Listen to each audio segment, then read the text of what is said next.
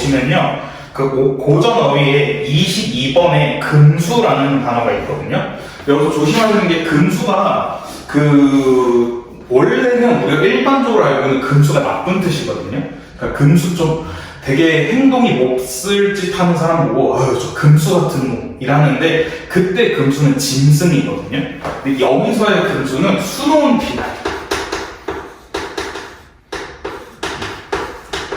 수놓은 비단으로 되게 좋은 뜻인데 이거는 그럼 어떻게 구분할 수 있느냐인데 그래서 금수가 나올 때마다 꼭 한자를 옆에 써주거든요. 근데 이번에 보시면 한자 옆에 이 요만한 한자가 있는데 이게 뭐냐면 이게 쇠금자거든요. 쇠금자? 쇠금자여가지고 이거는 진짜 그 골드를 얘기하는 거기 때문에 골드를 얘기하는 거여서 만약에 금수하고 옆에 가로친 다음에 한자로 이렇게 쇠금자 있으면 얘는 좋은 뜻. 왜냐면 금이 있으니까. 골드라는 금이 있기 때문에 좋은 수놓은 비단 이런 거고요. 만약에 이 금자가 없을 경우에는 짐승이라는 뜻이라는 거 꼭 같이 알고 있어야 되는 거고 그래서 이게 있으면 거고 만약에 이게 없다면 이때는 짐승이라는 뜻.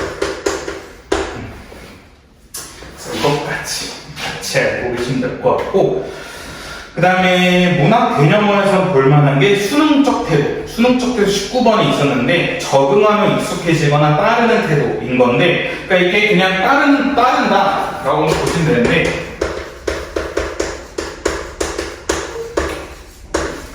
보통 일반적으로 태도는 하나의 감정과 관련이 있는데 수능적 태도는 두 가지 감정과 관련이 있거든요.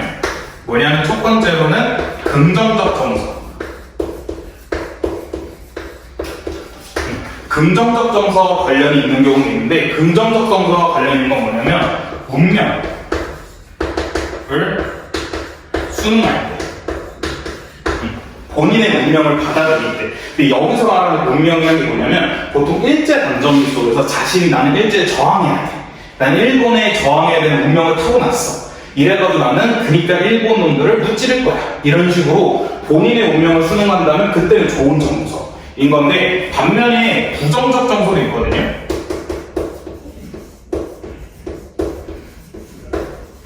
부정적 정서는 언제냐면 그냥 시련 혹은 고난에 수능만 막 우리가 힘든 일이거나 아니면 되게 고통스러운 일이 있을 때 이걸 벗어날 생각을 해야 되는데 근데 여기서는 그걸 벗어나지 않고 그냥 그걸 받아들여요. 그래서 모르겠다 그냥 힘들든 말든 그냥 이렇게 살래 이렇게 받아들이는 게 부정적 정서와 관련 있는 거.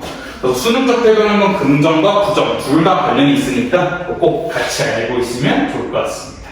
그래서 오늘 한 것 중에 얘네 두 개가 중요한 거니까 꼭 같이 알고 있으면 될 것 같고 그래서 일단은 오늘 개념은 여기만 보시면 될 것 같고 우리 빠르게 오늘 2단원 파트 2단원 파트 교재 빨리 하고 왜냐하면 여기 등나무 운동장 여기 파트는 그래도 괜찮거든요. 그래도 그렇게 물론 근데 그래도 괜찮은데 조심스러운 게 여기가 은근 문제가 어렵게 나오거든요. 되게 치사하게 나와요. 진짜 이게 그냥 이걸 어떻게 풀어? 하면서 그 생각이 아니라 이건 아니지 나는 이런 식으로 이렇게 나오는 게 어딨어? 라는 식으로 되게 문제가 치사하게 나오기 때문에 그래서 이거는 좀 극단적으로 이 본문 내용 정말 다 알고 있어야 되고 되게 꼼꼼하게 알고 있어야 되는 파트예요. 왜냐면 이게 되게 치사하고 그 다음에 그 뒷파트 2-2단을 학교에서 하고 있는 허생전 아시다시피 할 게 많아요. 내용도 막 할 게 많다 보니까 그래서 그거를 좀 체크해야 돼서 그래서 오늘 일단은 이거 등나무 운동장이랑 그 다음에 허생전 하는 게 제일 큰 목표고 최소 목표인 거고 그 다음에 아마 시간이 안 남을 거예요. 제가 여태까지 허생전을 수업하면서 1시간 만에 끝난 적이 없었어. 허생전 거의 1시간 반, 2시간까지 가다 보니까 그거 한번 보시면 될 것 같습니다. 자, 그럼 먼저 1페이지부터 한번 보도록 할게요. 1페이지부터 보시면 등나무 운동장이라는 작품인데 등나무 운동장이라는 작품의 갈래부터 먼저 보셔야 되거든요. 왜냐면 이 갈래는 그 특징, 문제도 나올 수 있다 보니까 같이 보셔야 되는데, 갈래는 수필입니다. 수필인 건데, 이 수필이라는 게 무슨 갈래냐면 교술 갈래거든요. 교술이란 뜻이 뭐냐면, 무언가를 알려주는 거야. 막 교훈과 깨달음 같은 걸 막 말해주는 게 교술 갈래거든요. 그 수필이란 거는 어떠한 교훈과 깨달음을 전달하는 게 큰, 제일 중요한 목표인 거고요. 그래서 이 수필의 큰 특징이 뭐냐면 어떠한 경험과 체험이 나온 다음에 그에 대한 느낀점. 그러니까 이거는 그냥 느낀점이라 생각하면 편한데, 내가 뭐 봉사활동을 했는데 봉사활동이랑 경험을 통해서 이 사회에서 약자들이 많구나 라는 식으로 이렇게 교훈, 깨달음, 느낀점을 얻는 게 바로 이런 수필인 건데, 어떤 교훈과 어떤 경험과 체험이 나오고 그에 따른 교훈과 깨달음을 얻는 게 바로 등나무 운동장이라는 수필인 거고요. 근데 이 수필이라는 건 뭐냐면 정해진 형식이 없습니다. 그러니까 뭐 시나 소설 같은 경우에는 뭐 운율을 맞춰야 된다거나 아니면 인물과 갈등이 잘 나와야 되는 형식이 어느 정도 나와 있는데, 수필은 그냥 자기 마음대로 써도 돼. 수필은 그냥 자기가 그냥 쓰고 싶은 대로 막 쓰는 게 수필이기 때문에, 그래서 꼭 전문적이지 않는 비전문적인 특징을 가지고 있다라는 거. 그래서 가끔씩 제가 좀 번외이야기지만 좀 저도 이제 최대한 서점 가가지고 소설이랑 이거 몇 가지 읽는데, 그 중에 제가 안 사는 책들이 수필이거든요. 왜냐면 수필 아마 교보문고나 이런 거 가시면 수필 탑 베스트셀러 이렇게 나와있는데, 그 중에 하나 뭐냐면 뭐 죽더라도 떡볶이는 먹고 죽을래? 막 이런 식의 그런 게 다 수필인 건데, 그러니까 그런 거 자세히 보시면 그냥 거기에서 어떤 경험과 체험을 했고 그에 따른 교훈과 깨달음을 전달하는 게 바로 수필이라는 갈래의 특징이다 라는 거 한 번만 보시면 될 것 같습니다. 자, 그 다음에 또 이게 종종 시험 문제에 나온 게 뭐냐면, 등나무 운동장 보시면 제목이 딱 등나무 운동장 정기용 되어 있고, 그 밑에 자연이 원하는 집, 2페이지에는 가뭄, 3페이지에는 식물을 함께 설계하다, 그 다음에 5페이지에는 그 후에 등나무 운동장, 이런 식으로 소제목이 나와 있거든요. 작은 제목이라 해서 그냥 좀 티저? 예고편 같은 게 이제 소제목이라고 생각하시면 되는데, 그래서 이 소제목이란 거 뭐냐면 이어질 내용을 예고하고 혹은 암시하는 파트가 바로 소제목이다라는 거 보시면 될 것 같고, 또 다른 말로는 이어질 내용을 집약한다. 그러니까 집약이란 말이 그냥 요약이라 생각하시면 돼요. 그래서 지금 보시면 자연이 원하는 집 하면 이 뒷내용이 다 자연이 원하는 집이라는 내용과 관련된 내용이 나오기 때문에, 이렇게 소제목이 나와 있으면 이어질 내용을 예고해주고 암시해주고 집약, 요약해주는 게 바로 소제목의 역할, 특징이구나 라는 걸 볼 수 있고요. 그래서 좀 더 빠른 얘기로는 이 소제목을 통해서 독자는 이어질 내용을 예상할 수 있습니다. 왜냐면 소제목이 딱 자연이 원하는 집 이렇게 나와 있으면 이 뒤에 이어질 내용은 뭐 자연과 관련된 내용이겠구나 라고 독자, 글을 읽는 우리는 예상할 수 있기 때문에 소제목이라는 거는 이런 식으로 이어질 내용을 예상한다. 한번 체크하시면 될 것 같고, 그래서 혹시나 여기 등나무 운동장 이야기 파트에서 소제목의 역할 혹은 소제목의 특징에 대한 찾으시라는 문제 나오면 이걸 찾으시면 돼요. 뭐 이어질 내용 예고한다, 암시한다, 요약한다, 혹은 독자는 예상할 수 있다, 이런 식으로 찾으시면 될 것 같습니다.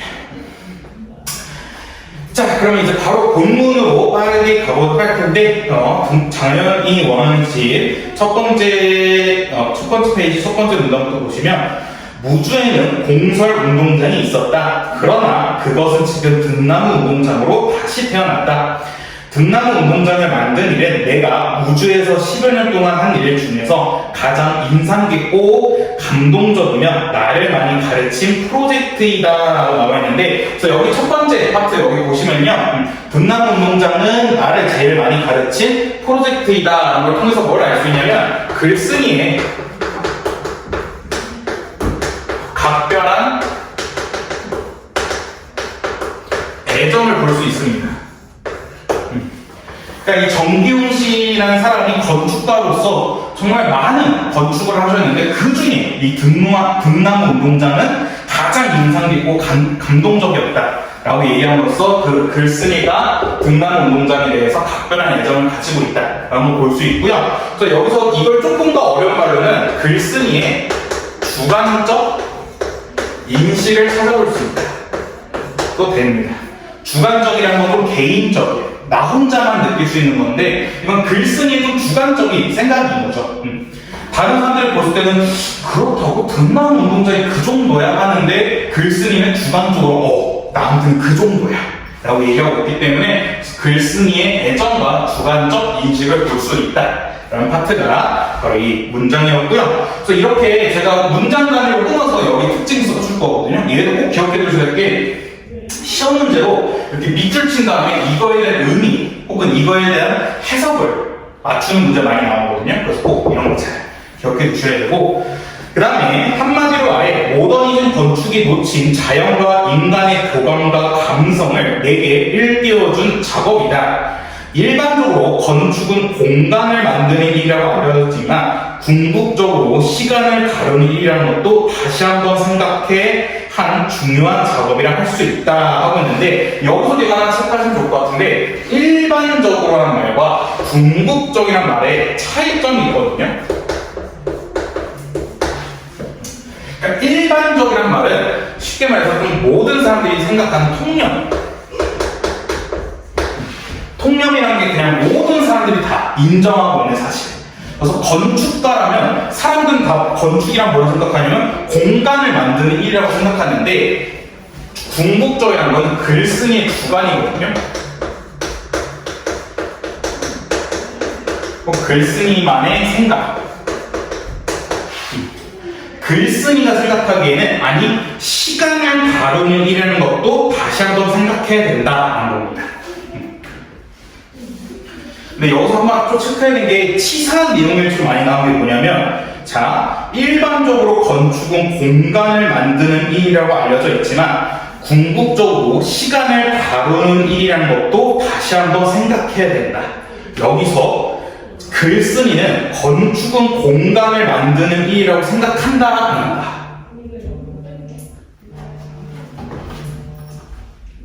생각한다, 안 한다? 이 문장에서 지금 뭐라 했냐면 일반적으로 건축은 공간을 만드는 일이래. 근데 궁극적으로는 그러니까 궁극적으로 글쓴이가 생각하기에는 시간을 다루는 일이라는 것도 생각해야 된대.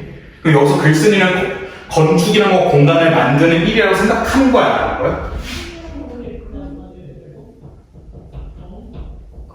거야? 생각하는 거야. 그러니까 여기서 치사한 게 많이 나오는 게 뭐냐면, 글쓴이가 생각하는 건축은 공간과 시간을 다 만드는 일이라는 거거든요. 근데 이게 진짜 치사하게 나오는 게 뭐냐면, 글쓴이는 건축을 공간을 만드는 일이라 생각 안 한다, 이렇게 나와요. 치사한 내용을 지금. 그래서 이거 틀려가지고 이거 궁극적이라는 게 글쓴이의 주관 생각이었다면서 하면서 나한테 얘기하는데 저는 할 말이 없습니다. 그러면 왜냐면 본문에 나오는 게 공간과 시간을 둘 다 따져냈기 때문에 이렇게 치사한 문제가 나오니까 꼭 기억해 두셔야 되고요. 그러면 모더니즘 건축에서 우리가 놓쳤다고 하는 자연은 과연 무엇인가 하는데, 여기서 계속 나오는 모더니즘 건축이라는 게 뭐냐면 그 옆에 맨 마지막 파트 보시면요, 모더니즘 건축에 대해서 얘기 나오거든요. 모더니즘 건축이 이제 오른쪽 끝 구석에 나오는데 19세기 이전에 전통 건축 양식에서 벗어나 실용적이고 기능적인 건물을 지향했던 근대 건축 양식이라는 겁니다. 그러니까 이제 모더니즘 건축이라는 건 뭐냐면 무조건 실용적인 거. 뒤에서 더 자세히 나오는데 얘네는 자연을 그냥 무조건 지배한다 라고 얘기가 나오거든요. 그래서 이건 조금 더 보시면 그 시작에서부터 건축은 자연과 필연적인 관계를 맺고 있음에도 현대 건축은 자연을 본격적으로 대접하지 않고 조경이라고 부르는 부수적인 측면에서 인공적으로 다루려 했다. 즉 모더니즘 건축에서는 건축이 마치 자연에 군림하는 듯 했다라는 겁니다. 그래서 여기서 말하고 싶은 게 뭐냐면 즉 모더니즘 건축이란 거는 그냥 자연을 군림하는 것 같았다 해가지고 여기서 말하는 게 모더니즘 건축 혹은 현대 건축의 문제점에 대해서 얘기하고 있는 겁니다.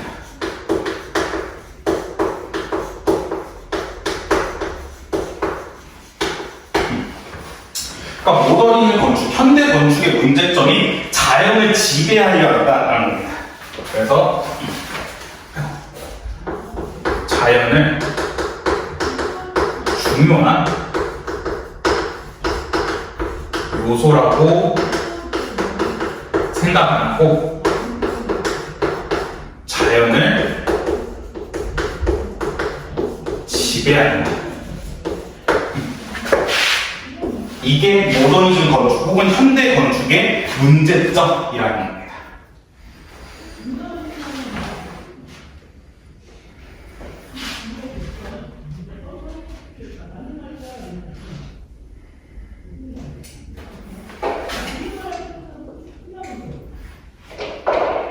그 다음에 또 종종 나오는 문제가 뭐냐면 여기 문장에서 표현 방식을 찾아라고 나오는데 여기서 쓰이는 표현 방식이 뭐냐면 마치 그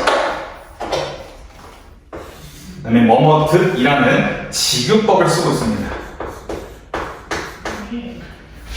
지규법이란 건 비유법 중에 하나거든요.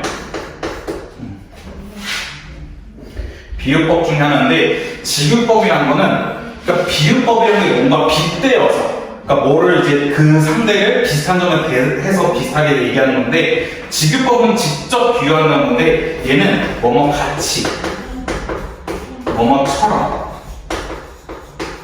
뭐뭐 듯이 그러니까 있으면 지규법을 쓴 거거든요. 근데 여기서 뭐뭐 듯이라는 게 있기 때문에 지규법을 사용하고 있다라는 거를 체크할 수 있습니다.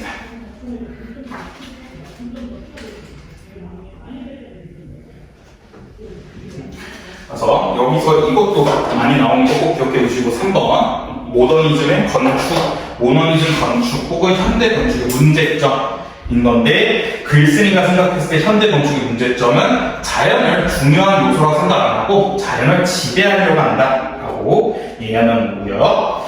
그 다음 우리가 건축에서 자연에 관해 다시 생각해야 하는 것은 모든 건축이 하고 붙임표 이렇게 나와 있거든요. 보시면 이렇게 짝대기 두 개가 있거든. 이렇게 짝대기 두 개 있는 거를 붙임표라고 하는데 이 붙임표가 있는 이유가 뭐냐면 좀 자세한 설명입니다.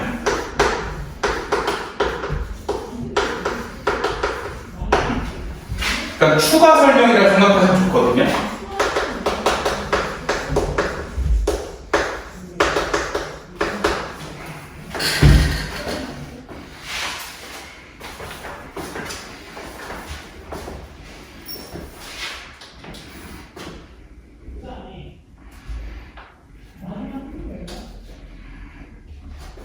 그러니까 여기서 왜 이 붙임표, 자세한 설명을 왜 썼냐면 만약 붙임표를 없이 본다면 우리가 건축에서 자연에 관해 다시 생각해야 할 모든 것은 모든 건축이 자연이라는 큰 환경에서 벗어날 수가 없다는 점이다 라는 거거든요. 그 우리가 이 말만 들으면 무슨 생각할 수 있냐면 모든 건축은 자연, 그러니까 시골을 벗어날 수 없구나 라고 이해할 수 있는데 이 글쓰기 그 말이 아니라 그게 아니라 도심내에서 그러니까 꼭 자연이라 해가지고 우리가 시골만 있는 게 아니잖아요. 여기 근처 보면 한강공원도 있고 뭐 산도 있는 것처럼 그러한 자연도 도심 속에 있기 때문에 그래서 설사 도심에 건설된다 하더라도 자연에서 벗어날 수 없다 라는 건데 이 자연에서 벗어날 수 없다는 말이 무슨 말인지 조금 더 자세히 설명해 주는데 그리고 자연은 시시각각 변화하는 시간을 온전히 표현하는 여러 가지 능력을 지니고 있다고 하고 있거든요. 그래서 여기서 자연은 시시각각 변화하는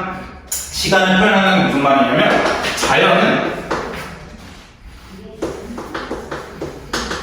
시간에 따라 계속 변화한다는 건데,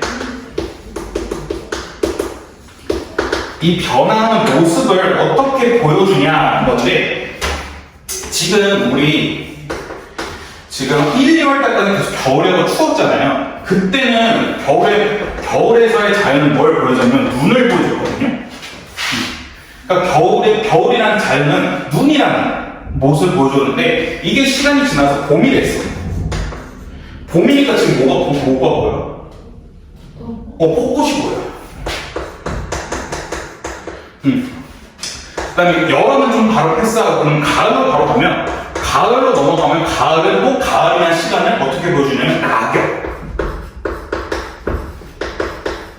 이런 시간을 보여주고, 그 다음에 다시 또 겨울이 되면 눈이라는 걸 통해서 또 자연이 변화했다는 걸 보여주거든요. 그래서 자연이 변화하는 시간을 온전히 표현한다는 말이 무슨 말이냐면, 자연은 시간에 따라 계속해서 변화하는데 그 변화하는 모습을 계절에 따라, 시간에 따라 딱딱 보여준다는 겁니다. 그래서 만약에 겨울에는 눈이라는 자연을 보여주고, 이제 봄에는 꽃이라는 자연을 보여주고, 그다음에 시간이 지나서 가을이 되면 낙엽이라는 또 그런 모습을 보여주는 게 바로 자연은 시시각각 변화하는 시간을 온전히 표현한다라는 의미다라는 거 기억해 두시고요. 그 다음 줄, 자연은 그 자체가 변화이자 축적이며 지속이고 자라나는 것이다 라고 얘기하는 건데, 이건 무슨 말이냐면, 자연이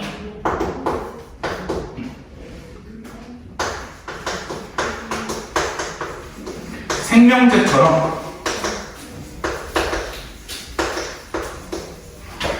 변화하고 성장한다는 겁니다.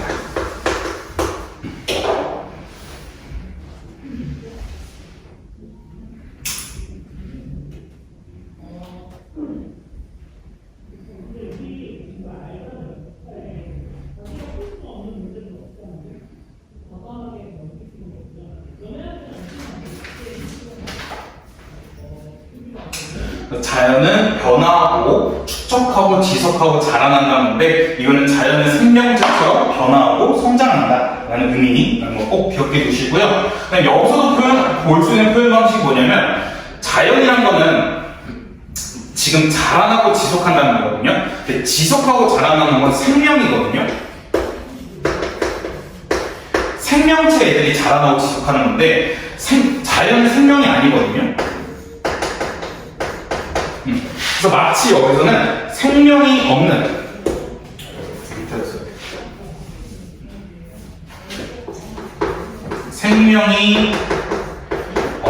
자연을 마치 생명이 있는 것처럼 자라난다 라고 표현했는데, 이 표현 방식은 뭐냐면 화류법입니다. 화류법이라는 게 생명이 없는 것을 마치 생명이 있는 것처럼 표현하는 게 화류법인데, 여기서는 지금 생명이 없는 자연이 마치 생명이 있는 것처럼 자라난다 라고 얘기했기 때문에 화류법 체크할 수 있습니다.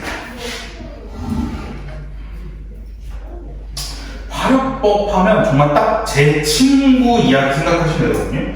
예전에 얘기 안 했던 것 같은데, 제 친구 중에 정말 감수성이 뛰어난 친구가 있어요.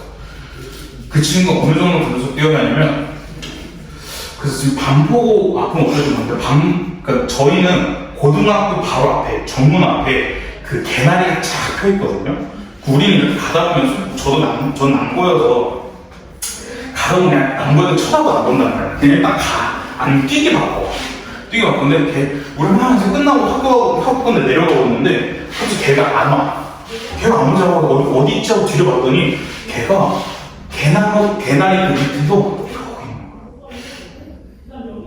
그래서 또 시작인데 하고서 뭐해 했더니 꽃이 폈네 이러는 거야. 이 정도로 감수성이 뛰어난 친구인데, 그 친구가 예전에 어떠냐면, 지금도 그렇게 좀 보는데, 저희는 이제 학교 끝나고 이제 주거니 청소하고 의자를 거꾸로 해서 그 책상에 올려놨거든요. 지금은 안 그렇죠. 지금은 안 그러는데 의자를 이렇게 해가지고 책상에 올려놓는데, 근데 그때 겨울이어서 우리가 이제 청소할 때 창문 다 열어놓는데 주번이 창문을 열어놓고 그냥 가버린 거야.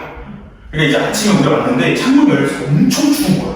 그래서 와 이거 개추우면서 이제 문 닫고 막 오야 씨 어제 주번 누구였냐 막 이러는데 우리 빨리 의자 내려서 와 야 의자 개 차가워 막 이러고 있었는데 걔가 딱 의자를 만지더니 이렇게 의자를 만지더니 의자는 밤새 얼마나 추웠을까 이랬던 친구거든요. 근데 의자는 생명체가 아니기 때문에 추위를 느낄 수 없잖아. 근데 그 친구는 마치 의자가 생명체인 것처럼 추위를 느낀 것을 얘기한 거기 때문에 그런 게 화류고 그렇게 감수성이 뛰어났던 제 친구가 이제는 모든 감성을 다 잃었습니다. 대신 감독 이런 대신에 그 독후감 같은 거 글 쓰는데 되게 잘 쓰긴 하더라고요. 자, 그 다음에 그 옆에 1페이지 옆에 내용 보시면요 건축이 시간을 다룬다는 게 무슨 말이냐라는 건데 그러니까 궁극적으로 여기서 이해 나오는 게 궁극적으로 건축은 시간을 다룬다 했었는데 그게 무슨 말이냐면 건축이 자연과의 조화를 중요하게 생각해야 된다는 겁니다. 왜냐하면 모더니즘 건축 현대 건축은 자연을 지배하고 있었기 때문에 이게 문제점이었고 건축은 시간을 다루는 일이기 때문에 자연과의 조화를 생각해야 된다라는 거고 그 밑에 건축에서 자연에 대한 글쓴이의 생각은 무슨 말이냐면 자연을 부수적인 요소로 여기고 조경을 위한 도구로만 생각하는 것이 현대 건축의 문제점이다. 그런데 자연은 하나의 생명체와 같이 변화하고 성장하기 때문에 이러한 특성을 반영해야 된다. 그래서 여기서 최종적으로 말하고 싶은 게 뭐냐면 이 자체에서 최종적으로 말하고 싶은 게 건축은 변화하는 자연의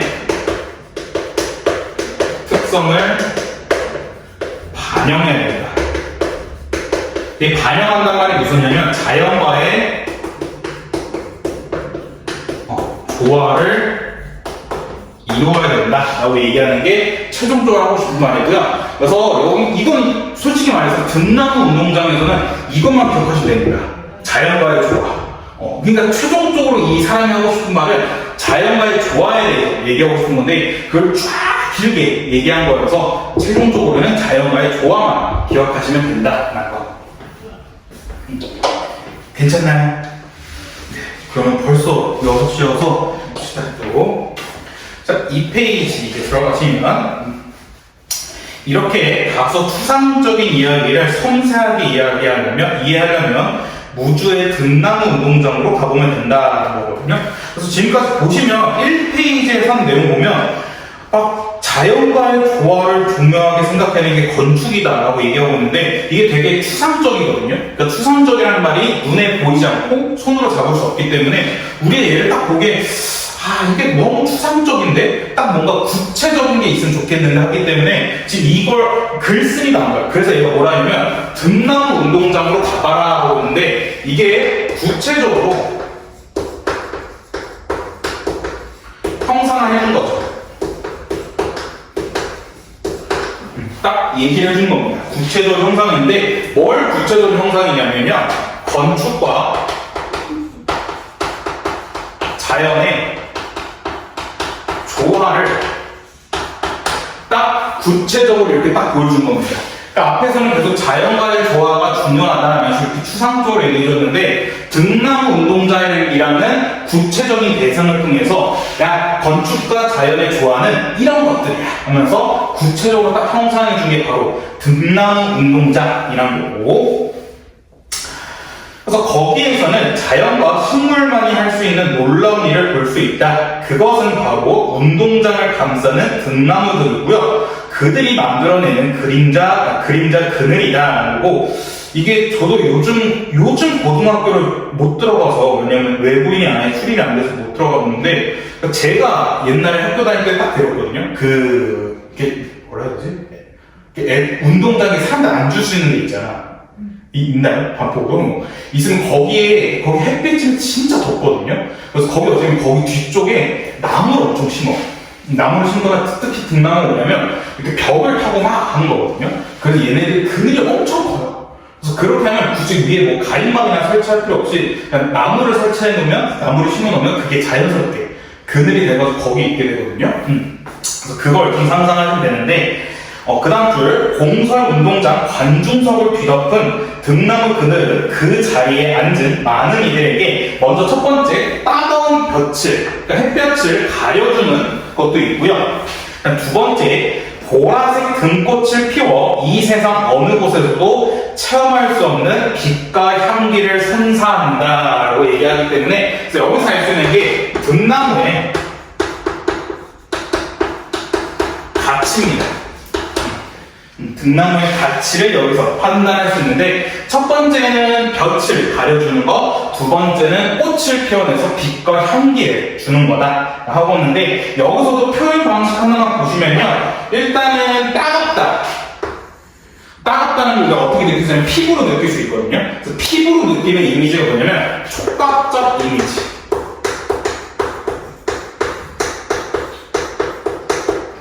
그 다음에 보라색이라는 건 색깔이기 때문에 시각적 이미지.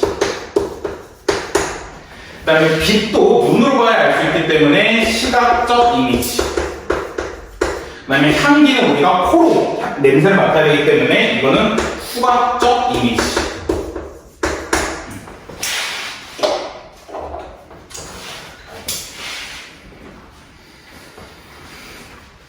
그래서 빛과 향기를 선사하고 볕을 가려주는 게 바로 등나무의 가치이다. 한번 체크할 수 있고요.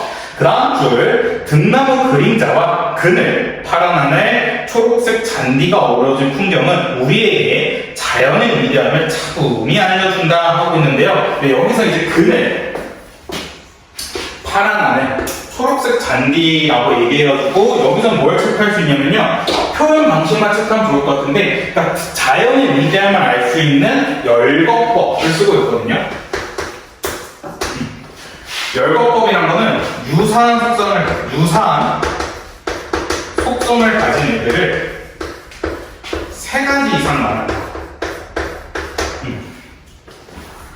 이게 열거법이거든요. 그래서 우리가 예를 들어 나는 바나나를 먹고 싶다, 나는 사과를 먹고 싶다, 나는 망고를 먹고 싶다, 이런 식으로 과일이라는 속성을 동일하게 가진 바나나, 사과, 망고 이렇게 3가지 이상을 말하면 열거법인데, 여기서 지금 자연의 위대함을 알려주는 그늘, 파란 하늘, 초록색 잔디 이렇게 3가지 이상이 나왔기 때문에 열거법 체크할 수 있고요. 그 다음에 여기서도 볼 수 있는 게 파란, 초록색이기 때문에 얘도 눈으로 봐야 되는 시각적 이미지 체크할 수 있고요. 그 다음에 이거 하나 빼먹을 뻔했는데, 이렇게 난 파란색, 초록색은 색깔이잖아요. 색깔을 나타내는 건 뭐냐면 색채 이미지라고 해요. 파란색, 초록색 이런 것들은 색채 이미지인데, 또 하나 빼먹을 뻔한 게 위에서 보라색도 색채 이미지.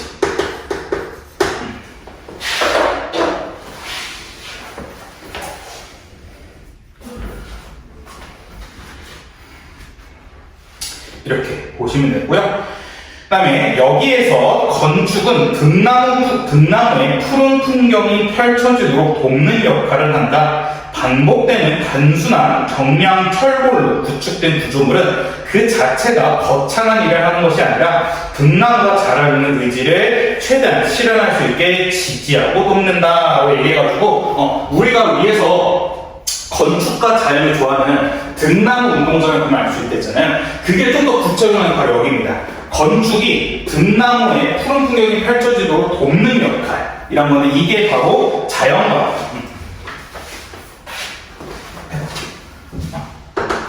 건축과 자연의 조화를 체크할 수 있고요. 그 다음에 이게 바로 어떠냐면 글쓴이가 생각하는 바람직한 건축입니다.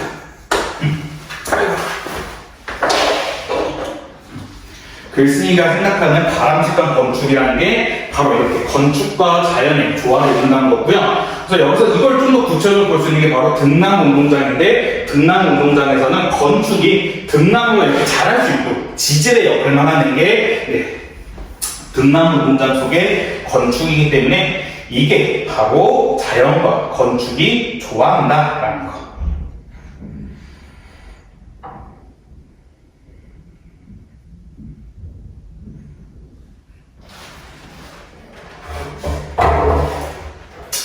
자, 그 다음에 이제 감흥이라는 또 소제목으로 들어갔는데, 이 감흥이라는 게 뭐냐면요, 옆에 써놨는데 어떤 느낌을 받아 마음이 따라 움직임이란 건데, 얘는 쉽게 생각해서 상호작용,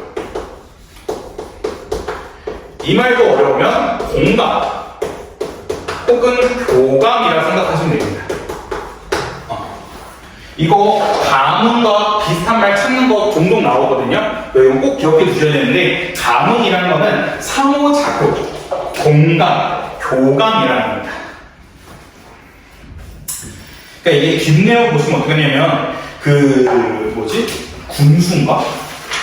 군수가 이제 마을 사람들한테 물어보거든. 아, 왜 여기 등나무운동장 안 오시냐? 왜 공성운동장 안 오시냐? 했더니 마을 사람들이 뭐라 하냐면, 더워. 야, 너네 보면 너네 높은 사람들만 이렇게 가림막이 다 있어서 너네는 시원하겠지만 우리 일반 평민들이 앉는 곳은 가림막이 없어서 너무 더워. 이래가지고 어떻게 보면 군수가 돼서 그 근처에 안을 심거든요. 근데 그렇게 심는 게 뭐냐면, 군수가 그 마을 사람들에게 감흥해요. 그러니까 공감한 거거든요. 그러니까 마을 사람들의 어려움을 그 군수가 이 사람들이 이런 어려움을 갖고 있구나, 혹은 이런 힘든 점이 있었구나 라고 공감을 해가지고 이렇게 등나무를 심어준 거기 때문에 그거와 관련된 내용이 나오는데, 자 보시면, 그러면 우주 공설 운동장이 등나무 운동장으로 변신하게 된 가닥은 무엇인가? 과연 공설 운동장이 무슨 일이 일어난 것일까? 하고 있는데, 이것도 중요한 게 무엇인가? 일어난 것일까? 이런 식으로 질문, 그러니까 의문의 형식으로 내용을 전개하고 있습니다.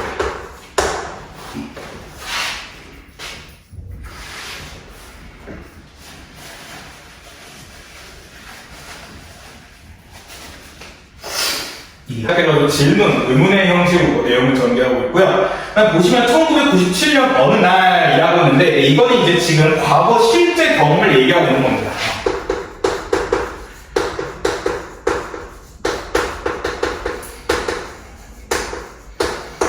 글쓴이의 과거 실제 경험을 얘기해주고 있는데, 1997년 어느 날 나는 우주회의를 했다. 회의가 끝나고 점심을 먹던 중에 갑자기 우주 군수가 식사를 마치고 우리 같이 공설운동장에 갑시다 라고 제안을 했다. 무슨 일인지도 모르고 따라 나선 나는 거기 무슨 일이 있는지요? 라고 물었으나 그는 그냥 가보면 안다는 식으로 가볍게 대답했다. 그의 말에 반신반의하며 따라가고 온 운동장은 별다른 특색을 찾을 수 없이 평범했다. 그래가지고 이거는 지금 그 공설운동장 양의 첫인상에 대해서 얘기하고 있는 거거든요. 그러니까 공설운동장이 그 등나무 운동장인데, 거기 처음 봤을 때는 평범했다라는 거고, 그 다음에 혹시나 어휘 설명드리면 반신반의는 뭐냐면 그냥 좀 이게 아리까리한 거야. 뭔가 반은 믿고 반 안 믿는 건데, 그냥 뭐 그래 가보자 라는 식으로, 그러니까 완전히 믿는 것도 아니고 그 다음에 완전히 의심하는 것도 아닌 상태에서 이제 가는 거고, 그 다음에 지방 소도시의 조그만 공설운동장이나 평소에는 한적하고 가끔 행사가 있을 때만 사람들이 모여드는 곳이다. 다만 우주의 공설운동장은 초록 잔디를 정성스럽게 키워 펼쳐놓은 것과 주변에 자연된 경관이 빼어나다는 특점이 특별해 보였다. 해가지고 여기서 운동장의 특징이 나옵니다. 운동장의 특징은 초록 잔디가 넓게 펼쳐져 있고요. 그 다음에 주변의 자연 경관이 빼어나다. 이게 이제 이 운동장의 특징 얘기하고 있고요. 그때 군수는 보여줄 게 있다라고 하며 그간의 고민을 털어놓았다. 그는 공설운동장에서 국내 행사가 있을 때마다 주민들을 초대하는데 주민들은 거의 오지 않고 공무원들만 참여한 것이 늘 마음에 걸렸던 것 같다. 그래서 주민들에게 공설운동장에서 행사가 있을 때 왜 참석하지 않느냐고 질문했는데 어느 어르신께서 이렇게 대답하고 했다라고 이제 다음 페이지 보시면 여보게 군수 우리가 미쳤나? 군수만 본부석에서 햇볕을 피해 앉아있고 우리는 땡볕에 서있으라고 하는 게 대체 무슨 경우인가? 우리가 무슨 벌받을이 있나? 우린 안 가네 라는 식으로 여기서 이제 말을 해준 거죠. 주민들이 거의 오지 않은 까닭입니다. 거의 오지 않았던 이유를 얘기해주고 있는데 너네들은 가림막이 있어서 햇볕을 피할 수 있지만 우리는 땡볕이 있어야 되기 때문에 더 죽는다 라고 얘기하고 있는 거고요. 그래서 아는 게 아니라 햇볕이나 비를 피하는 가림막이 중앙 본부석에만 있고 운동장 주변의 관중석에는 따가운 햇볕에 완전히 노출되어 있었다. 사실 우리나라의 어느 운동장에는 본부석은 일반 관중석보다 늘 거대하고 압도적이어서 권위와 중심을 상징하는 장소처럼 느껴진다. 군수는 모든 공설 운동장에 있는 이 권위주의 실상을 파악하고 하는 건데 이 권위주의 실상이라는 게 뭐냐면요. 관중보다는 그러니까 주민보다는 주최하는 측을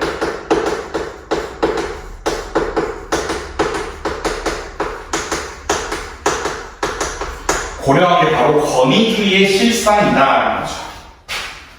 요즘도 그렇지 않아요? 요즘도 학교에서 운동장에서 행사할 때 그 교감 선생님 훈화 말씀하면 거기 훈화 말씀하는 곳은 가림막에서 되게 시원한데 학생들이 운동장은 땡겨가지고 요즘 운동장에서 그렇게 안 해요?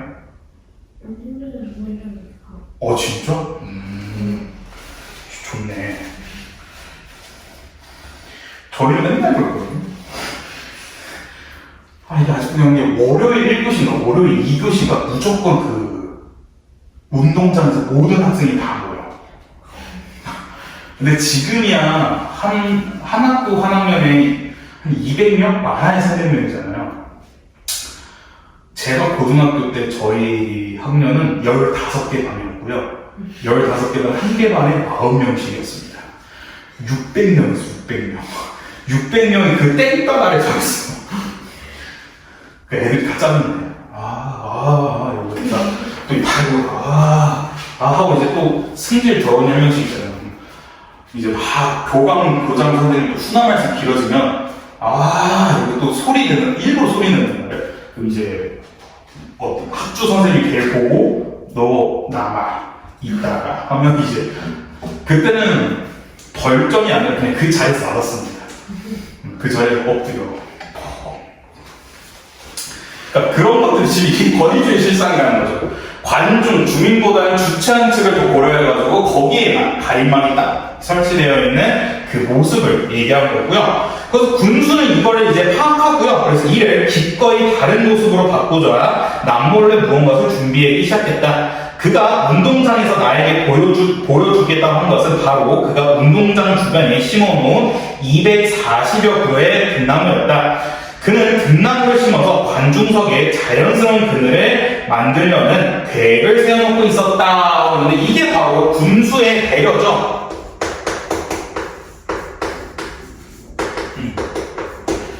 군수의 배려인 거죠. 다른 말로는 군수, 이건 이따 얘기해요. 군수가 감흥하는 건데, 이건 뒤에서 한번 감흥을 딱 정리할게요. 네, 군수가 이제 배려해가지고 이제 등나무를 심어서 자연스러운 그늘을 심으려 했던 거고요. 그런데 심은 지 1년도 안 된 등나무가 원래 생각했던 것보다 너무 빨리 자라는 바람에 서둘러 등나무의 집을 지어줘야 되겠다고 생각한 것이다 라고 했는데요. 여기 19번에서 뭘 보여주냐면요. 얘도 그냥 평행 방식만 보면 될 것 같은데 집은 보통 사람이 지내는 곳이거든요. 사람이 지내는 곳인데 등나무는 사람이 아닙니다. 그래서 사람이 아닌 등나무를 마치 사람처럼 집에 있어야 된다고 얘기한 건데 이거는 뭐냐 의인법입니다. 의인법. 그러니까 이거 여기서 조심하셔야 되는 게 앞에서 우리가 했던 거는 화류법이었거든요. 근데 화류법은 생명체였었고 여기서는 의인법은 사람이거든요. 그래서 쉽게 이거 뭐 수학 집합처럼 나타내면 화류법이라는 큰 집합 속에 의인법이 이렇게 있는 겁니다. 집합 배웠죠? 그죠? 이렇게 이거 오랜만에 수학하는 게 재밌다. 저는 수학이 제일 좋았거든요. 이 얘기할 때마다 모든 학생들이 다 이상하게 생각합니다. 저는 원래 수학 선생님이 되고 싶었어요.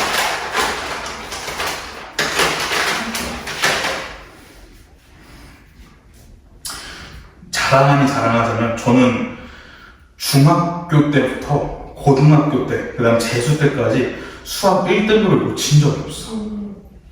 딱 놓친 적이 저는 군대 갔다 재수를 했거든요. 군대 갔다가 전역하고 딱 수능을 다시 한번 봤는데 그때 처음으로 5등급.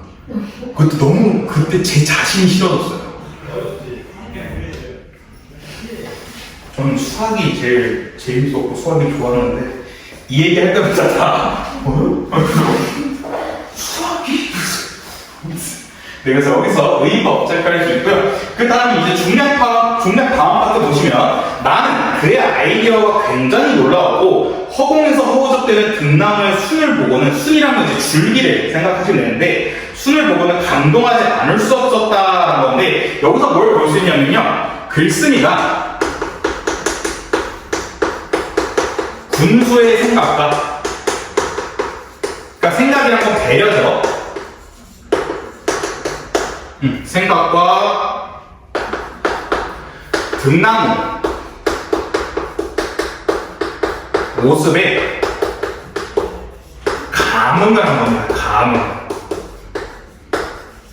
그러니까 감흥이라는 건 공감을 뺐잖아요. 그래서 그 군수의 배려, 그러니까 군수의 배려라는 거는 그 주민들을 생각해준 마음이었는데 그 마음에 글쓴이 역시 감흥, 교감, 공감을 해가지고 감동하지 않을 수 없었다 이런 겁니다. 그 다음에 허공에서 허우적거리는 수백 그루의 등나무 줄기는 마치 살려달라고 애절하게 호소하는 것 같았다고 했는데 여기서도 보시면요. 왜 그러냐면 허공에서 왜 허우적거리냐면 지지대가 없어서.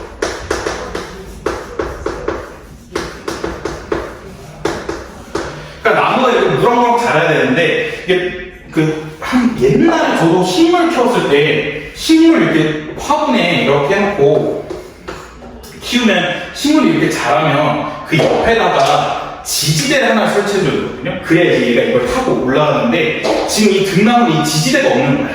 그러면 되게 허공에서 허우적허우적거리고 이렇게 되면 잎이 줄같이 앉아서 이렇게 계속 꼬이거든요.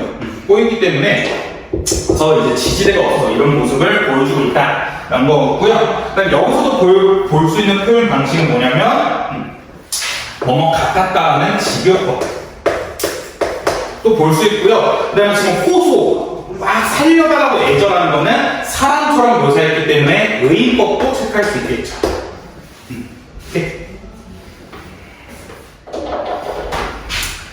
식물하니까 저는 뭘 키우지를 못해요.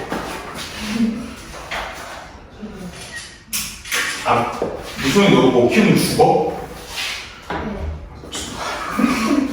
우리의 문제점이 뭘까? 저는 그 장수의 상징은 거북이마죠. 2주 만에 죽었어요. 저희 동생도 과학에서 방과후에서 혼자 먹고 다 일주일 오래가는 달팽이가 한 달 갔어요. 나는 거북이가 2주, 햄스터 1주, 물고기도 일주일. 저희 엄마는 되게 잘 키우는데 저는 못 키워요. 식물 같은 거 못 키워요. 그러니까 저는 그냥 우리 가족이 다 문제인 것 같아요. 저도 그래서 식물을 키웠거든요. 네. 토마토, 바지 이러는데 토마토가 보통 빨간색이잖아. 하다못해 안 익었을 때는 살짝 뭐 노란색, 초록색 이러잖아. 저는 그 색깔 처음 봤어요. 보라색이었어. 혹시 원피스라는 일본 만화 알아요? 거기 보면 악마의 열매라고 있거든요. 난 그 모습 같았어, 완전. 그게 내가 너무 놀라서 이걸 사진을 찍고 싶잖아. 근데 너무 기괴하고 무서운 거야. 사진도 못 찍고. 근데 그래서 이게 얘는 죽은 얘구나. 그래서 이걸 버려야 되는데, 근데 이게 마음대로 버리는 거 불법이니까. 그래서 그 아파트 화단에 버리는 거 불법이거든요. 버리면 안 돼. 그 말하고 버렸는데, 그래서 그걸 들고 경비 아저씨한테 갔어. 그래서 저 그 식물을 키우다가 버리려 하는데, 이 흙이랑 거 혹시 화단에 버려도 되냐? 그랬더니, 예, 버리세요. 이러는 거야. 근데 한번 상태를 보셔야 될 것 같은데, 괜찮나요? 그랬더니, 상태가, 뭐야, 이거 왜 이래? 이러신 줄 알았어. 그분도 놀라셔가지고, 이건 버리지 말라고 하더니, 따로 그 포대자루에 넣으셔서, 이걸 나중에 무놓으면, 거기에 뿌려야 될 것 같아요. 녹을 때 뿌려야 될 것 같더라고. 전 그게 너무 충격이었어요. 자, 그 다음에 3페이지로 바로 갈게요.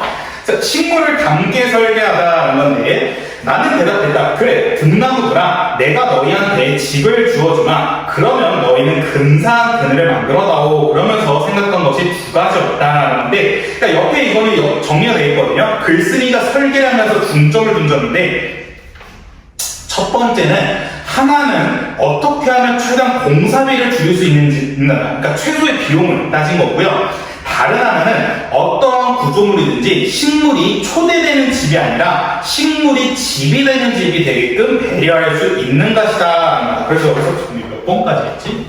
몇 번? 기억한다는 걸 까먹었네. 21번, 22번. 22번 보시면 식물이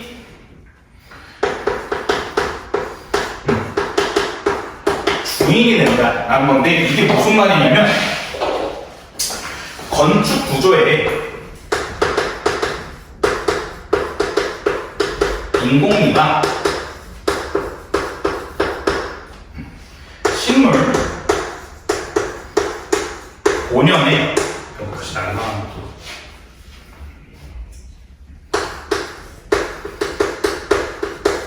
본연의 아름다움을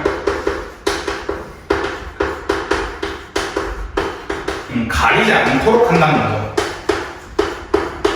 그러니까 식물이 주인이 된다는 게 식물 본연의 아름다움을 잘 보일 수 있도록. 그래서 건축 구조의 인공미라는 것은 이게 사람이 만들어낸 그런 건데, 그런 것들이 식물 본연의 아름다움을 가리지 않도록 하는 게 제일 중요했다라는 거고, 즉 완공된 후에 구조가 드러나기보다는 오히려 등나무들이 마음껏 자라서 마치 구조물의 주인이 된 것처럼 보여주고 싶었다는 건데, 여기서도 표현 방식 체크할 수 있는 게 주인이 된 것처럼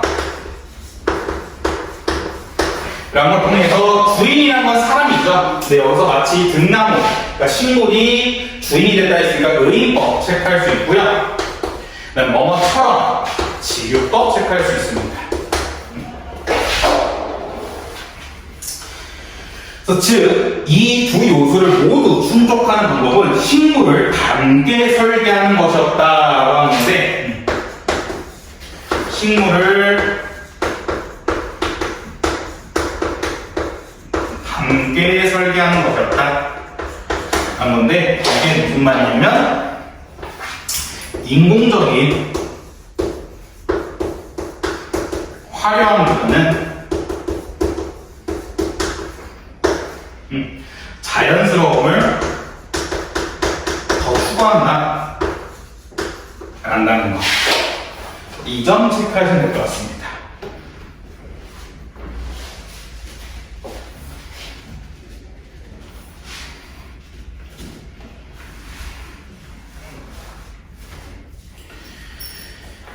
그래서 식물을 담게 설계한다는 것은 인공적인 화려함보다는 자연스러움을 더 추구하는 것, 식물 본연의 아름다움을 가리지 않는 것, 이거를 지금 얘기하는 거고, 그 다음에 4페이지 넘어갈게요. 4페이지 보시면 나는 서울에 돌아오자마자 바로 스케치를 하고 설계에 들어갔다. 첫째도 둘째도 모두 식물과 같이 만들고자 했다. 등나무는 여러 줄기를 모여서 타고 오르는 식물이니 작은 것들이 합쳐지는 구조를 선택하기로 했다. 그래서 지름 6cm짜리 원형 파이프 4개를 한 다발로 묶어 큰 줄기가 되게 해가지고 그 원형 파이프를 때로는 2개, 때로는 3개를 결합하여 작은 줄기가 되게 하여 등나무가 편안하게 타고 오를 수 있는 가벼운 원호 모양으로 구조물을 만들었다는 거고, 원호라는 게 좀 동그랗게 비슷하게 이렇게 만들었다는 거고, 즉 이 파트가 또 중요하거든요. 즉 파트의 이 2번째 문단부터 보시면요, 여기는 좀 이 전체 문인데 구조 자체부터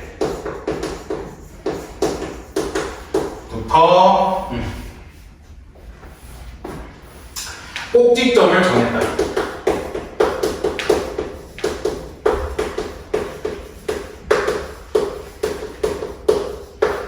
이 파트에서는 서술 방식 뭘 체크할 수 있냐면요, 인과관계.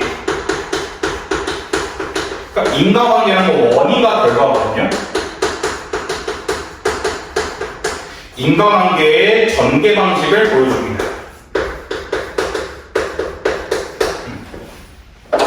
그러니까 좀 더 쉽게 말해서 이유와 결과가 나오는 거거든요. 내가 왜 이렇게 만들었냐면 바로 이것 때문이야, 이런 식으로 하고 있는 건데, 보시면 즉 구조 자체를 등나무의 구조와 담게하려고 하려고 원형 파이프를 여러 개 결합하였고, 등나무가 관중석 방향으로 자랄 수 있도록, 이것도 이유죠, 원인이죠, 자랄 수 있도록 윗부분의 구조를 원호 상태로 만들었다. 그 다음에 시선과 햇볕의 관계를 고려해 가장 적절한 위치에 원호의 꼭지점을 정했다.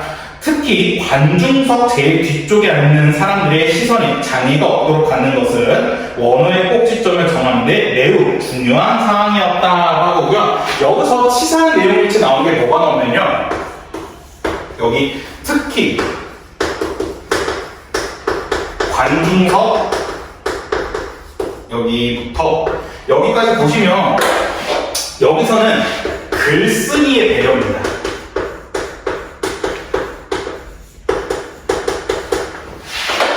그러니까 이게 왜 치사한 내용이 나오냐는 건데, 아까 배려가 한 번 나왔었거든요. 군수의 배려? 군수의 배려는 뭐냐면 그 등나무를 설치해주는, 그늘을 설치하기 위해서. 근데 여기서 관중석 맨 뒷자리에 있는 사람들의 시선을 볼 수 있도록 꼭지점 정하는 거는 글쓴이의 배려라고 합니다. 그래서 이거 헷갈리시면 안 되고, 또 등나무가 자라면 원호 형태의 파이프가 휘어질 것을 고려하여 기둥의 위쪽에서 원호 형태의 파이프를 당기며 잡아주도록 설계했다. 그리고 등나무가 구조물을 쉽게 타고 올라가도록 가는 셋줄로 엮어주었다. 구조물의 단면을 그리면서 모든 것을 명확했었다. 나는 최소의 것으로 최대의 일을 할 수 있겠다는 자신감을 얻었다는 거고요. 자, 보시면 27번. 나는 최소의 것으로 최대한의 일을 할 수 있었다는 말이 무슨 말이냐면, 아까 이제 인위적인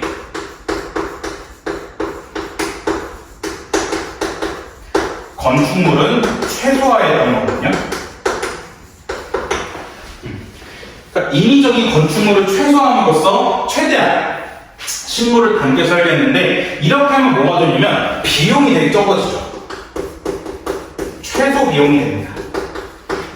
왜냐하면 건축물을 직접 만들 필요 없기 때문에 비용은 조금 더 낮아지는 거고, 이 비용과 관련된 내용도 아까 이 글쓴이가 중점을 둔 거였기 때문에 그래서 이것도 체크할 수 있다는 거.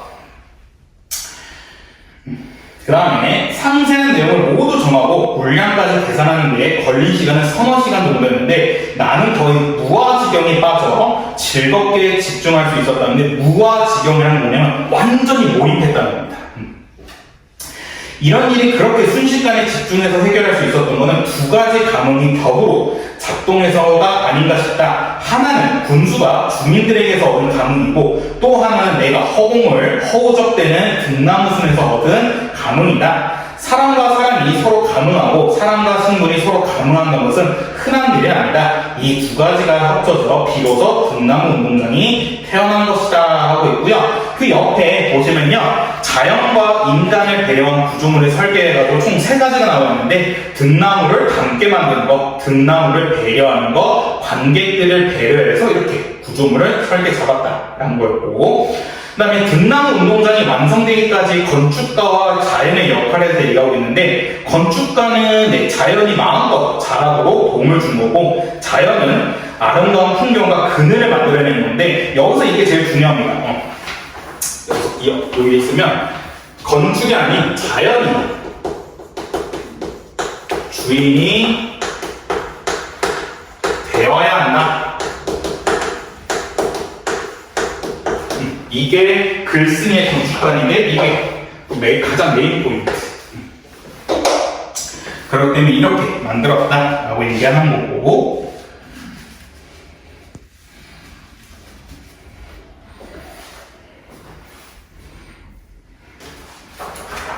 자, 그 다음 페이지. 등나무 운동장까지 하고 쉬는 시간 갖도록 할게요. 5페이지 보시면 허공을 허우적대는 등나무가 관중석 쪽으로 손을 내밀고 있는 모습이 지금도 눈에 선하다 하는데, 여기서도 의인법 체크할 수 있습니다.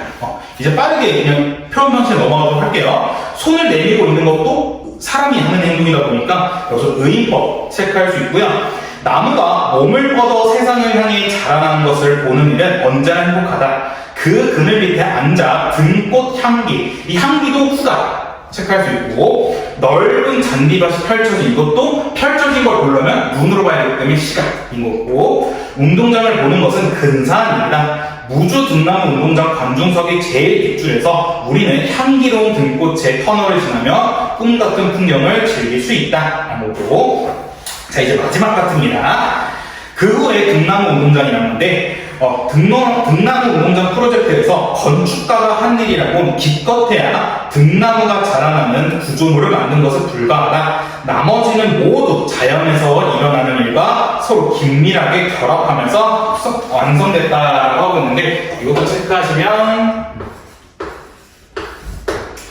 건축가가 한 일이라고 여기서부터 건축가가 한 일이라고 여기서부터 완성된다. 그래서 뭘 볼 수 있냐면 건축가보다는 자연의 역할이 더 컸다는 건데, 이건 사실 살짝 건축가, 글쓴이의 겸손한 태도도 볼 수 있는 거죠.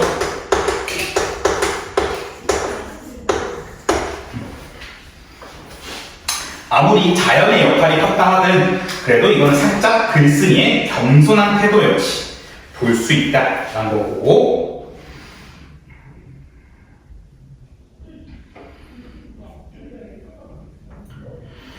그 다음에 공설 운동장에는 많은 변화가 일어났다. 관중석 상부에 철골 구조물을 만드는 공사가 완성되고 1년이 지나면서 등나무 운동장은 서서히 우주 주민의 사랑을 받는 장소가 되었다. 등나무는 마치 집들이를 하듯 마음껏 잔치를 벌였고 그 잔치에 주민들을 초대했다. 네, 여기서도 의인법 체크할 수 있고, 관중석 바닥에는 조명도 설치되어 밤이 되면 등나무들이 은은하게 변신한다. 그리고 본부석의 콘크리트 지붕을 부드러운 막 구조물로 바꿨고 거기에 대형 화면을 설치하였다는데, 이것도 보시면요, 본부석에 콘크리트를 막 구조물로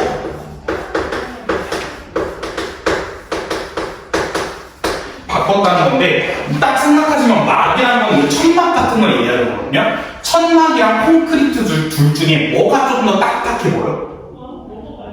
콘크리트가 좀 더 딱딱해 보죠. 그래서 그런 딱딱한 콘크리트를 막 구조물로 구조물로 좀 부드럽게 바꿨다는 걸 통해서 권위적인 느낌을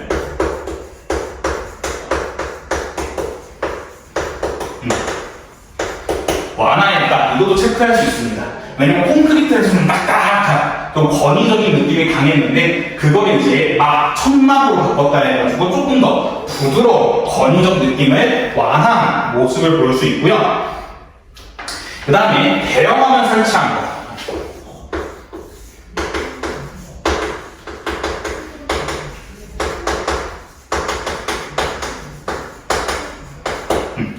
대형화면 설치 같은 경우에는 관중들이 더 잘 볼 수 있도록 한 거죠.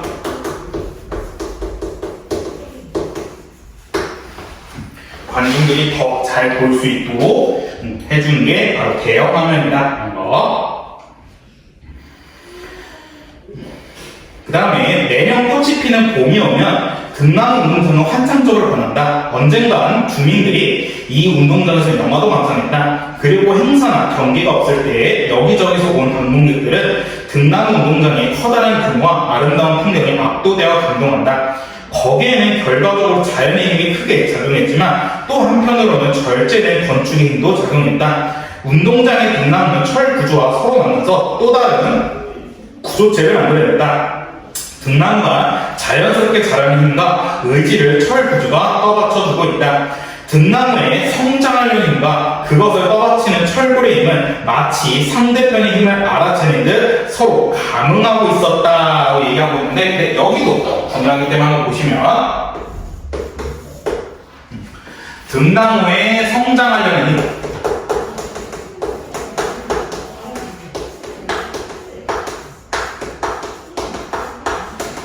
여기서부터 서로 감응하고 있었다.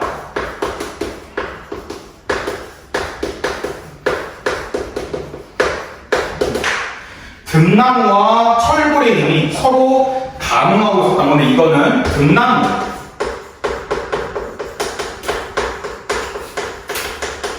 자연과 철골 구조물 건축 사이에 감응이 일어나는 거죠. 그래서 좀 더 깔끔하게 자연과 건축의 감응 체크할 수 있습니다.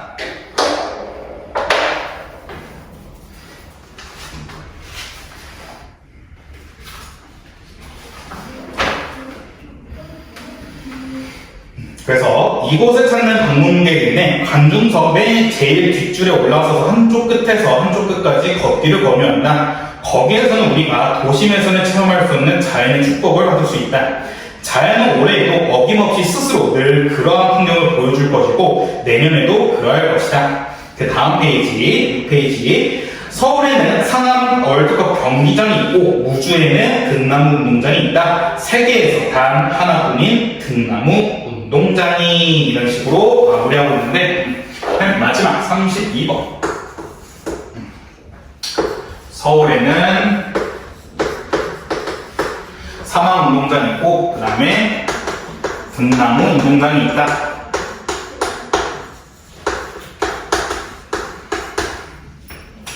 그러니까 이거는 살짝 공감이 안 될 수 있거든요. 이때 당시 이 작가가 만들었을 때는 우리나라의 좀 경기장, 그러니까 운동장 하면 상암 월드컵 그 경기 최고였거든요. 그래서 그 최고인 것과 비교를 하고 있기 때문에 여기서 뭘 할 수 있냐면 등나무 운동장에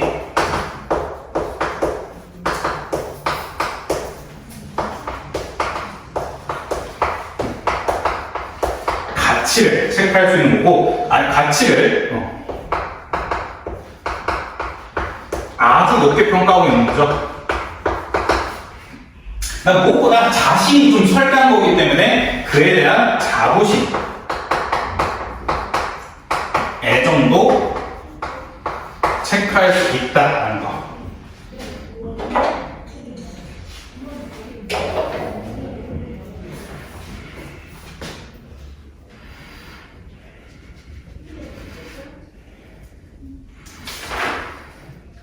괜찮나요?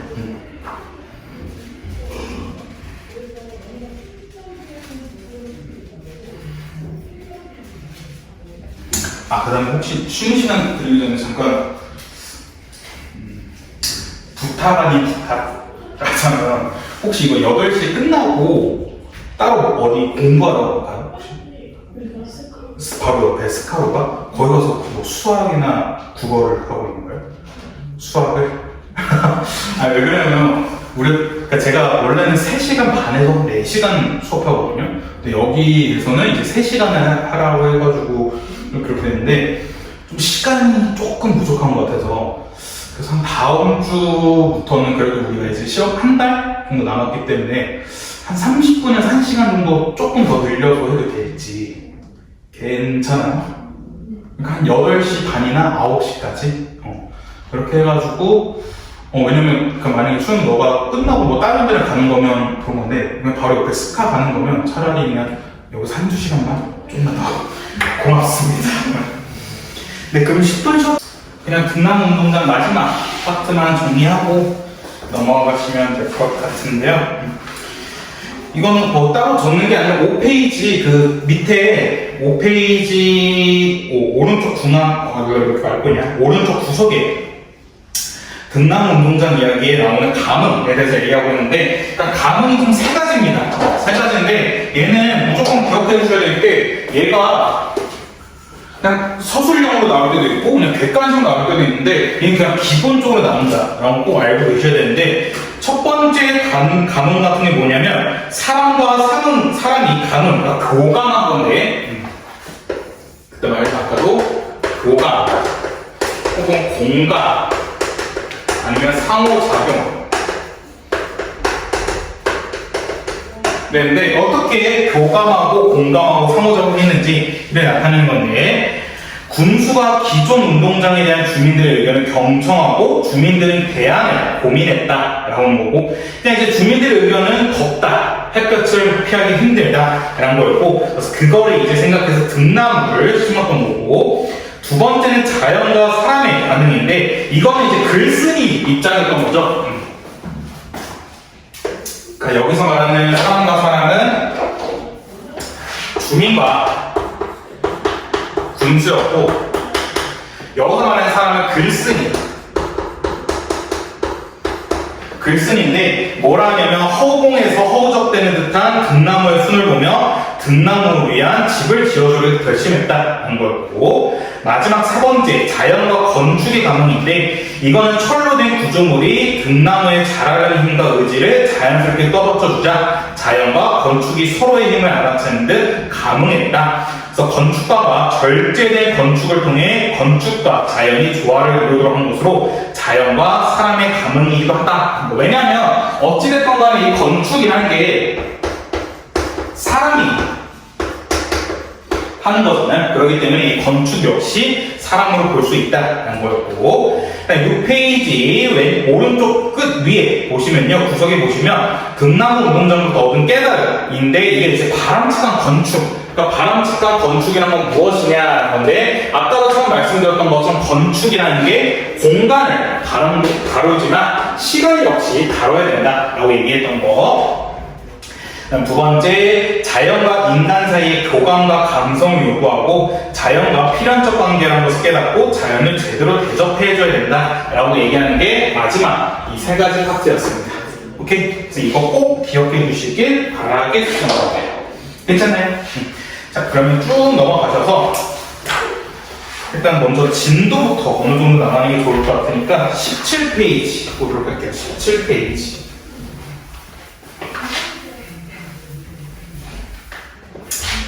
허생전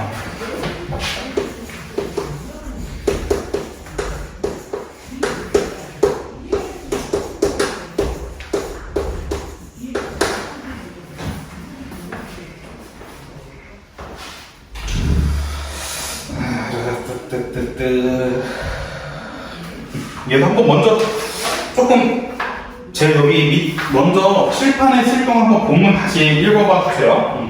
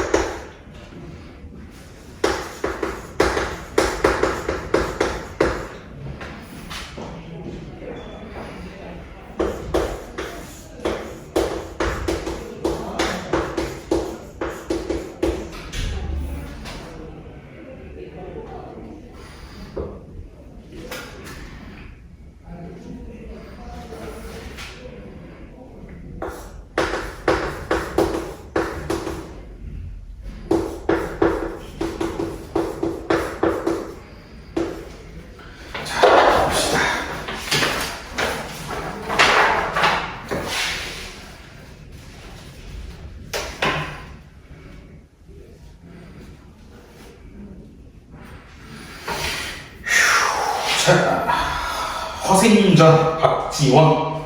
자, 박지원 씨는 아마 수험 고등학교 생활 하시면서 정말 많이 보실 겁니다. 정말 많이 보실 건데, 이 박지원이라는 작가를 꼭 알고 있어야 되는데, 박지원 작가는 대표적인 실학자이고요. 실학자인데, 이게 이때 당시에 좀 그 당시에 이제 문화를 좀 알고 있으면 좋은데, 그러니까 이때 당시에 실학과 이에 반대되는 성리학이라는 게 있었거든요. 근데 뭐 성리학 말고 다른 게 있었는데, 그러니까 우리나라의 역사를 보시면 제일 그 어떤 게 있었냐면 병자호란이라는 게 있었거든요. 병자호란이 이제 그러니까 이게 좀 그림을 잠깐 그리자면 이렇게 이제 우리나라 조선이 이렇게 있고, 여기에 이제 명나라가 이쯤 있고, 그다음에 여기 후금이라는, 이 후금이 나중에 청나라가 되거든요. 청나라가 되는데, 일단은 우리나라 그때 조선은 어디를 바치고 있었냐면 명나라를 되게 우선시했거든요. 명나라를 했었는데, 이때 당시에 후금이라는 나라가 뜨기 시작했을 때는 명나라가 좀 지는 해였습니다. 명나라가 지는 해였었고, 후금, 이 청나라가 뜨는 애들이었는데, 그러니까 얘네들이 점점 여기 있는 소위 말해서 얘네들이 오랑캐였는데, 얘네가 왜 오랑캐냐면 얘네가 한 곳에 딱 정착하는 게 아니라, 그러니까 얘네는 그냥 빼빼 돌아다녀요. 왜냐면 이쪽 지역이 농사를 지을 수 없었기 때문에 그냥 얘네는 말 타고 돌아다니면서 다녔던 애들인데, 이제 얘네들이 뭉치기 시작하면서 여기 좋은 땅을 내려오기 시작한 거예요. 내려오기 시작하니까 이제 명나라가 쭉 죽어가기 시작했거든요. 명나라가 죽어가기 시작하니까 이제 조선 역시 선택을 해야 되는 거야. 근데 이때 후금, 얘네들이 어떻게 했냐면 조선한테 뭐라 했냐면, 야, 너네 우리랑 형제가 되자 하는 거거든요. 형제가 되자 해가지고 내가 형한테, 너가 동생인데, 그러니까 우리가 너 안 깝치면, 깝치지만 않으면 우리가 너네 별로 너네를 생각 없어. 너네를 굳이 칠 생각 없고 우리는 명나라가 제 목표이기 때문에, 그러니까 너네 그냥 가만히 있어 했는데, 조선은 이제 유교라는 성리학이라는 것 때문에 이 후금의 청을 거절합니다. 거절하기 때문에 이때부터 그래서 후금 청나라가 그래서 조선을 쳐들어오기 시작했고, 쳐들어오면서 이제 우리나라가 구력을 바꾼 게 삼전도예요. 이래가지고 이때 당시 조선의 인조 이제 왕이 이제 머리가 피가 나고 이제 절했던 게 그건데, 그래서 그들이 이제 명나라 멸망하거든요. 근데 이때 어떻게 되냐면, 이때 당시에 조선에서 어떤 게 있었냐면 두 가지 파로 갈려요. 북학파와 북벌론이 갈리기 시작하거든요. 근데 이때 여기서 북이 뭐냐면 청나라야. 그러니까 북학파는 뭐냐면 청나라한테 배울 건 배우자라는 거거든요. 왜냐면 얘네가 여기 중앙에 오면서 그 서양 애들이랑 교류를 하면서 얘네들이 신문물이 엄청나게 많이 들었다 해요. 그래서 엄청나게 들었고, 이게 체감이 안 될 수 있는데, 이때 조선은 여전히 그 인조 왕이었는데, 이게 서양 그때 세계사를 보면 서양에서 이미 산업혁명이 일어났어요. 산업혁명이 일어나서 이미 그때 기차가 다 돌아다니고 있었어요. 그러니까 기차가 돌아다니는 시점에 이때 조선은 이렇기 때문에 그래서 이 조선의 그 왕자였던 소현세자가 이제 그 청나라를 끌려가거든요. 근데 거기 가니까 너무 대박이 많은 거야. 그러니까 눈이 안 좋은 사람을 위해서 안경까지 있고, 그 다음에 심지어는 밤에 원래 이제 조선이었으면 밤에는 이제 해가 없기 때문에 어둠컴컴해야 되는데 이때 여기는 밤이 낮처럼 환해요. 왜냐면 가로등이 다 설치되어 있기 때문에. 그러니까 이제 그때 소현세자가 이건 우리가 얘네한테 졌긴 졌지만 얘네한테 배울 건 배워야 된다 하면서 이제 그거와 비슷하게 북학파라는 게 떠올라오는데, 근데 북벌로는 뭐냐면 얘네가 여전히 복수의 감정을 갖고 있는 거야. 야씨, 우리가 고작 오랑캐를 당하는데 우리가 오랑캐를 왜 떠받쳐 하면서 야, 이 오랑캐를 무찔러야 돼 라고 얘기했는데, 근데 이때 당시에 후금 청나라의 그 대충 병사가 몇십만 명이었다 하거든요. 정말 이제 100만 명까지 됐다는데, 근데 이제 조선이 북벌론이라고 후금을 치자, 청나라를 치자 해서 군사를 모았을 거 아니야. 근데 그 군사 모음이 기껏해야 1000명? 그러니까 정말 이제 아예 갭이 너무 낮기 때문에 상대도 안 됐었는데, 이제 이 북벌론 얘기했던 그게 있었는데, 여기서 말하는 게 이제 실학 같은 경우에는 좀 북학에 가깝습니다. 북학파. 글자가 없나요?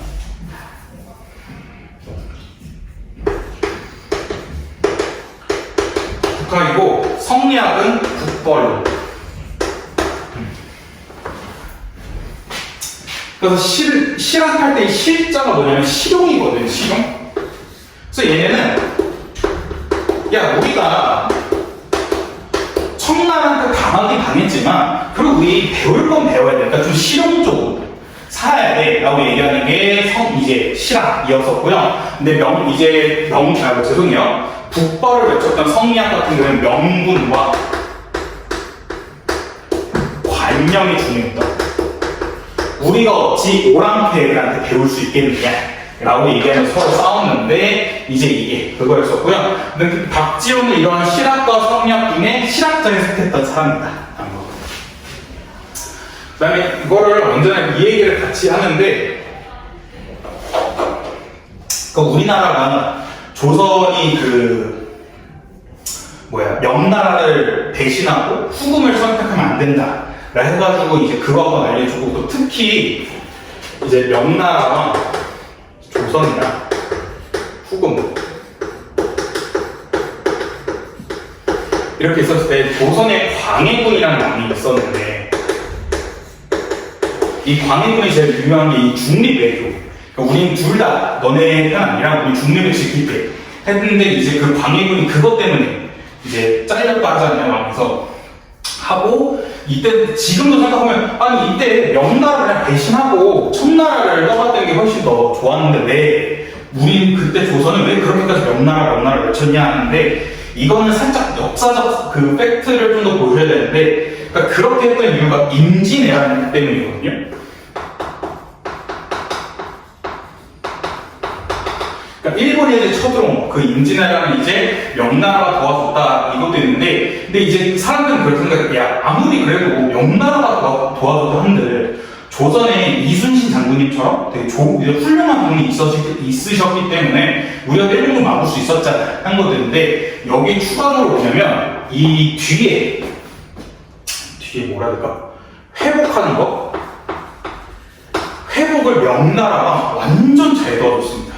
그러니까 어느 정도냐면 이 임진왜란 끝나고 나서 어찌보면 조선이 이제 하나의 전쟁터였기 때문에 농사를 지을 수는 없었고, 농사는 최소 1년을 기다려야 되기 때문에 먹을 게 없는 거야. 하고 그다음 무엇보다 모든 사람들이 다 죽었기 때문에 농사를 지을 수 있는 사람도 없고, 그래서 이제 조선에 먹을 게 없었고, 심지어 이 광해군 선조, 왕조차 보통 왕이 먹을 반찬이 10개에서 20개가 돼야 되는데 이때 먹을 게 없어. 왕도 반찬이 한 3개. 그러니까 그 정도로 있으니까 일반 평민들은 정말 먹을 게 없었다고요. 심지어는 사람고기 먹었답니다. 먹을 게 없어가지고 아사한 사람이나 그런 사람들이 이제 시체를 구워서 먹을 정도로 되게 심각했다는데, 그래서 이때 어떻게 되냐면 조선에서 명나라한테 SOS를 쳐 도와달라고, 먹을 거 좀 달라 하거든요. 근데 먹을 거 좀 달라는데, 이때 당시 명나라도 전쟁이 많고, 그 다음에 또 특히 후금이라는 나라 때문에 감히 먹을 걸 줄 수 없는 거야. 왜냐면 자기네들도 전쟁 터질 수 있기 때문에. 근데 이때 명나라 황제가 조선? 야, 내 사람 조선? 하면서 먹을 걸 다 줍니다. 그러니까 진짜 이 조선 모든 백성들이 한 2, 3년 동안 먹을 수 있는 그 식량을 한꺼번에 확 줘요. 근데 한꺼번에 확 주는데 이때 이게 지도를 이렇게 보시면 여기가 이제 명나라고 조선인데 근데 이때 보통 명나라가 조선한테 뭘 물건 주려면 이렇게 받아가 줬거든요. 근데 받아가 주려면 먹을 게 많으면 배가 많아야 되잖아. 근데 이때 배도 다 탔기 때문에 이렇게 배로 뭘 주려면 2, 3년이 더 걸리는 거야. 근데 2, 3년이 더 걸리면 조선이 아예 죽을 수도 있잖아. 그래서 얘가 어떻게 하냐면 여기 길을 뚫어줍니다. 육로를 해줘요. 육로. 근데 이때 육로로 절대 해준다면 안 됐다는 이유가 뭐냐면 일본 애들이 이렇게 쳐들어왔잖아. 그러니까 만약에 여기를 길을 뚫어주면 일본 애들이 다시 쳐들어와서 이 길로 올 수 있다는 거야. 그래서 명나라 애들이 여기 절대 뚫어주면 안 된다 했었는데 명나라 황제가 싫어.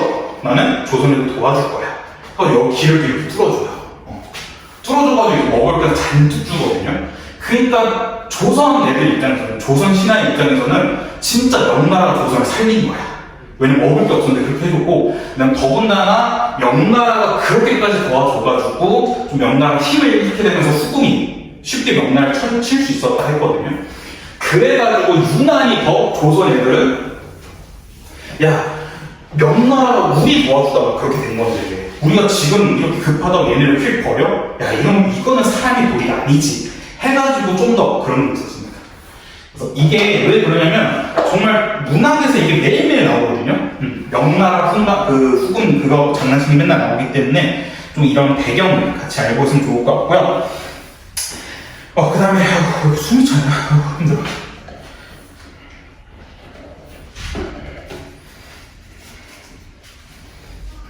죄송합니다. 그 다음에 이제 허생전이라는 거는 한문 소설이고요. 이것도 조심하셔야 됩니다. 한문이에요, 한문.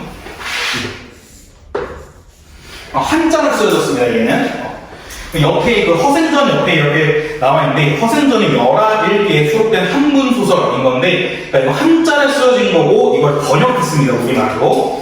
허생이라는 비범한 인물을 통해서 당대의 경제적, 사회적 문제, 그 다음에 지배계층이 있는 사대부의 무능과 허위 의식을 비판하고 실학사상을 드러냈다 하고 있는데 사대부의 무능을 어디서 찾아볼 수 있냐면 뒤에서 한번 볼 텐데 사대부의 무능은 그 도적대. 이거 혹시 학교에서 다 읽었나요? 아니, 어디 다. 다 읽지 않나요? 혹시 어디까지 읽었어, 학교에서는? 거의 다 이렇게. 거의 다 읽긴 해요. 그럼 이 도적대 이야기는 안 되는가요? 그러니까 도적대가 막 문제였는데 허생이 이걸 한꺼번에 해결했잖아. 그래서 그런 문제점을 볼 수 있는 게 사대부의 무능이 도적대였고요. 허위 의식이 이거 사재기.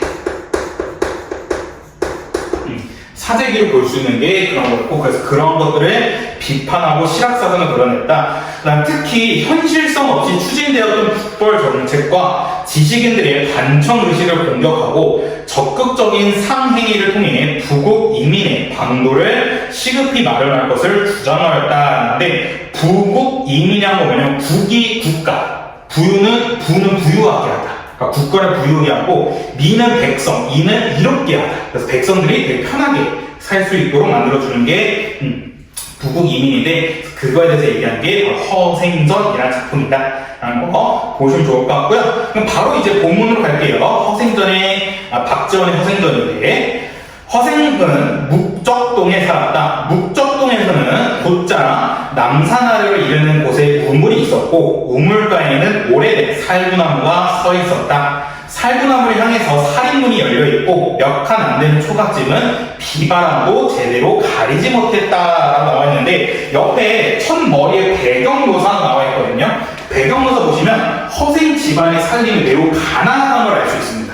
왜냐면 지금 집인데 비바람도 제대로 가리지 못했대. 그건 엄청 심각한 거죠. 그래서 여기서 알 수 있는 게 허생의 가난한 것을 알 수 있었고 무엇보다 집안을 돌보는 데 무관심한 걸 알 수 있었고요. 특히 이 남산 아래 묵적동이 이게 실제 지명이거든요.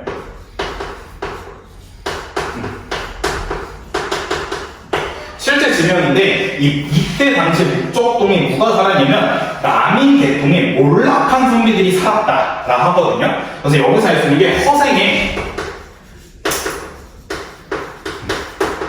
신분과 처지 역시 알 수 있습니다. 네, 이거 목적동이라는 이거 시험에 종종 나오는 거 꼭 기억해 두세요. 목적동이라는 배경 묘사를 통해 뭘 알 수 있느냐? 허생의 신분과 처지를 알 수 있다라는 겁니다. 그러니까 이게 지금은 좀 바뀌었거든요. 지금은 좀 바뀌면서 어떻게 되냐면, 그러니까 우리 글쎄 수능 뭐가 공간은 좀 그렇습니다. 제가 대학교 다닐 때는 되게 힙한 곳이 어디였냐면 홍대 거리였거든요. 근데 그 홍대 거리가 왜 힙했냐면 홍대 거리가 집값이 쌌어. 월세가 되게 쌌어. 월세가 되게 쌌고, 그래서 어떻게 했냐면 그 예술가들 있잖아. 그림 그리시거나 그런 음악 하시는 분들이, 그러니까 뭐 그게 선입견이 아니라 그때 그 일반적으로 그 사람들이 돈이 없거든요. 왜냐면 돈 벌기가 너무 힘들다 보니까. 그러니까 그 사람들은 최대한 집값이 싼 곳으로 가야 돼. 싼 곳으로 가는데 그 홍대 거리가 되게 쌌던 거예요. 그래서 그 사람들이 거기 다 모였던 거예요. 그래서 자연스럽게 모여가지고, 지금이야 홍대 거리 하면 되게 비싸고 좀 힙한 동네라 하는데, 그때 당시에는 좀 가난한 예술가들이 사는 곳. 이래가지고 우리가 너 어디 살아? 나 홍대 근처 어디 동 살아? 하면 예술하는구나 이렇게 알 수 있었고, 그게 이제 좀 시간 지나서 바뀌었던 게 성수동. 그러니까 그렇게 되면서 홍대 거리가 엄청 비싸졌거든요. 왜냐면 거기가 이제 힙해지면서 막 사람들이 찾아오는 거야. 왜냐면 거리가 멋있으니까. 그러니까 이제 거기서 이제 집까지 확 뛰니까 어떻게 되냐면 가난한 예술가들이 다 쫓겨났어. 왜냐면 월세를 낼 돈이 없으니까. 쫓겨나면서 이제 사람들이 거기에 막 가게를 했고, 그 가난한 예술가를 또 찾다가 어디 가면 성수동으로 가. 성수동이 또 싸서. 근데 성수동 갔는데 성수동도 버티다가 또 성수동 비싸지면서 또 떠나고. 그래서 지금 그게 막 떠나면서 뭐 옛날에 무슨 가로수길도 그래서 막 그랬었는데, 그래서 그러한 지명동이 알 수 있는 게 바로 이겁니다. 그래서 여기서도 허생이 목적동 살았다 하면 얘 몰락한 선비였구나 라고 알 수 있는 게 허생의 목적동이라는 거였고요. 우물이 있고 우물가에는 하고 있는데, 이거는 연세법을 사용한 거거든요. 연세법을 사용해서 공간을 묘사하고 있습니다. 여기서 연세법이라는 게 뭐냐면, 연세법은 말꼬리를 잡는 거거든요. 말꼬리를 잡는 건데, 밑에 써드리자면, 연세법이라는 것은 말꼬리를 잡는 거. 그래서 연세법은 그 동요 생각하면 되거든요. 원숭이엉덩이는 빨가면 사과는 맛있어. 맛있으면 바나나는 길어. 이런 식으로. 그래서 말꼬리 잡으면서 내용을 전개하는 게 연세법인데, 여기서 연세법을 사용해서 허생이 살았던 공간을 묘사하고 있다는 거. 그다음 허생은 전혀 돈 생각이 없었고요. 그 아내가 삭바늘질을 통해서 생계를 유지하고 있다. 그래서 이 삭바늘질이 허생이 생계를 유지했던 방법이다.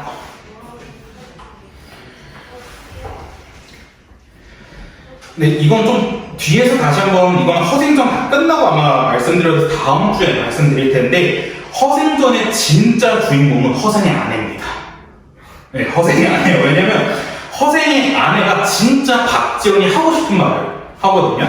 그러니까 여기서 허생전이라고 해서 허생이 주인공이고 허생이 되게 좋은 사람처럼 보일 수 있는데, 박지원은 허생까지 비판하고 있어요. 왜냐면 이거 뒤에서 한번 좀 더 자세히 설명드릴게요. 하고 해서 겨우 입에 풀칠하고 살았다. 하루는 아내가 배가 몹시 고파서 눈물을 흘리며 임자는 평생 과거에 응시하지도 않으면서 책을 읽어서 무엇하러 그러시오 하니 허생이 웃으며 말했다. 내가 책을 읽는 것이 아직 미숙해요 그렇다고. 그렇다면 장인바치일이라고 하는 것이 어떻겠느냐라는 건데, 여기서 장인바치라는 것은 그 장인 네, 낙자가 이런 거거든요. 근데 이 장인이 뭐냐면 기술직.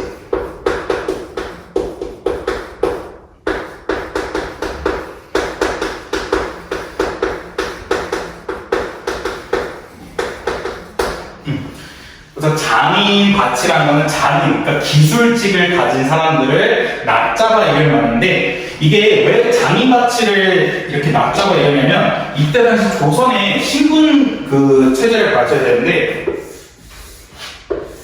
그때 당시 신분이 이렇게 피라미드 되었는데, 제일 첫 번째 위에는 누가 있었냐면 성비들이 1등이었고요. 그 다음 두 번째 농사는 농은 농부, 농사하는 사람들. 그 다음에 세 번째가 공이 이제 기술직. 맨 마지막 상이 장사하는 사람들.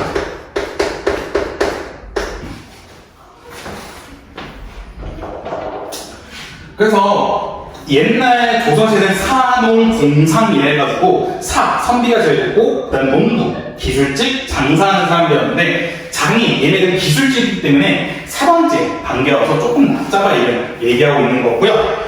근데 그러시고 했더니 장인밭이는 본래 배우지 못했으니 어찌하란 말인가? 그럼 장사가 있지 않습니까? 하고 있는 거야. 그러니까 이게 이 뒷내용까지 같이 보셔야 되는데, 근데 또 바로 옆에 18페이지 보시면 장사야 본시 미천이 되는 것인데 어찌하란 말인가 하고 있는데, 여기 보시면 허생이 답답합니다. 지금 아내가 아니 뭐라도 해서 돈을 벌어 했더니 허생이 나 기술 해본 적 없는데? 나 장사 해보지도 않았는데? 장사는 돈 있어야 나 돈 없는데? 이런 식으로 얘기하고 있는데, 여기서 뭘 알 수 있냐면 무능한 그러니까 성비보다는 유능한 장인이 더 낫다는 인식이 있습니다. 근데 이거는 아내의 생각이거든요.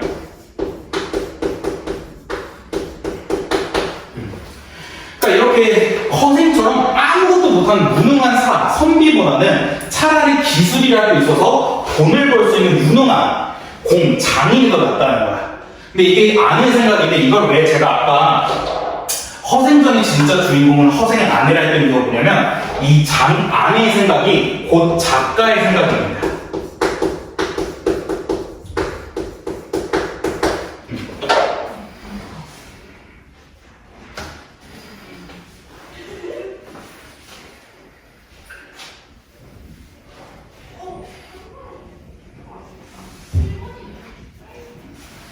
무능한 선비보다는 차라리 신분은 더 낮지만 유능한 장인이 훨씬 낫다라는 건데, 이건 아내의 생각이고요. 이건 곧 작가의 생각이기 때문에, 그래서 어찌 보면요, 허생의 아내가 제일 주인공이라 할 수 있습니다.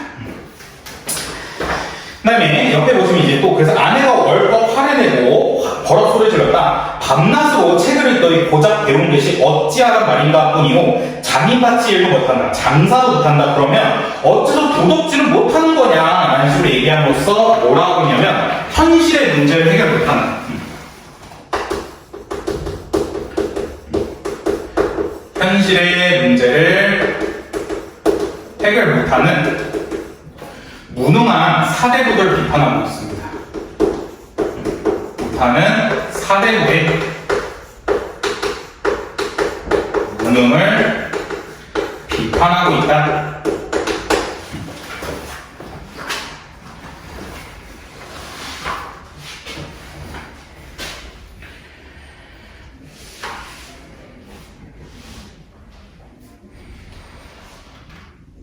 그래서 허생이 읽던 책을 덕분에 일어서면서 애석하도다. 내 본래 책 읽기를 10년을 기약했더니 이제 7년 만에 그만 접어야 하니 하고 문을 나서서 가버렸다 합니다. 허생 삐져 나갔습니다. 찌질하죠. 그래서 여기서 또 제일 중요한 게 뭐냐면 옆에 가치관의 차이로 인한 허생과 아내의 갈등이거든요. 이게 뭐냐면 독서를 두고, 그러니까 독서가 지금으로 말하면 공부라고 생각하시면 되는데, 이 독서라고 하는 것과 대해서 허생과 아내가 서로 생각하는 게 다르거든요. 허생은 뭐라 생각하냐면 자기 수양을 위한 것이라 생각합니다. 그러니까 나 자신의 본질을 업그레이드 시키는 방법이 바로 독서, 공부라 생각하고요. 반면에 허생의 아내는 어떻게 생각하냐면 입신양명.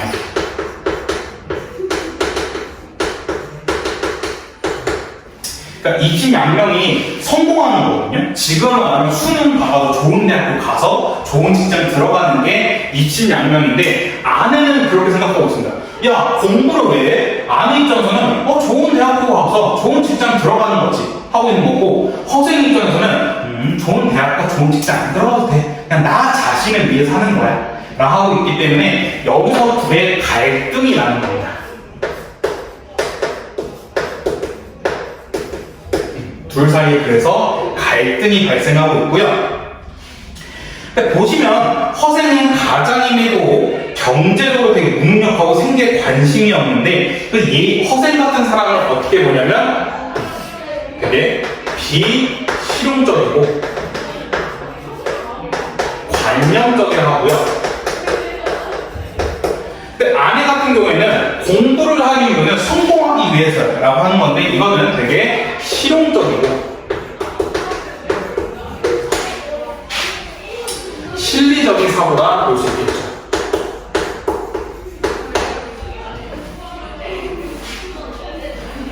그래서 이 독서와 관련된 허생과 아내의 입장 차이도 잘 나오니까 꼭 기억해 두세요.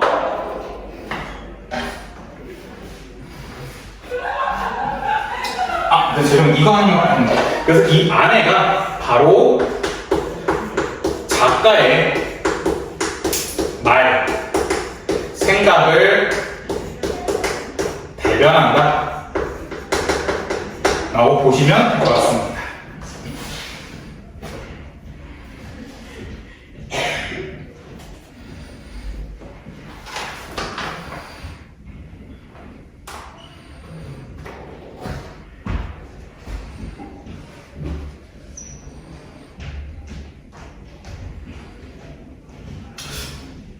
개인적인 질문인데 나중에 여름을 생각해서라도 혹시 더위를 많이 타는 편이에요? 추위를 많이 타는 편이에요? 저 둘 다? 살기 너무 힘들겠는데? 오케이, 알겠습니다. 왜냐면 그 여름 되면 또 아까 말했듯이 에어컨 켜는데 그 앉아있는 사람들은 춥거든?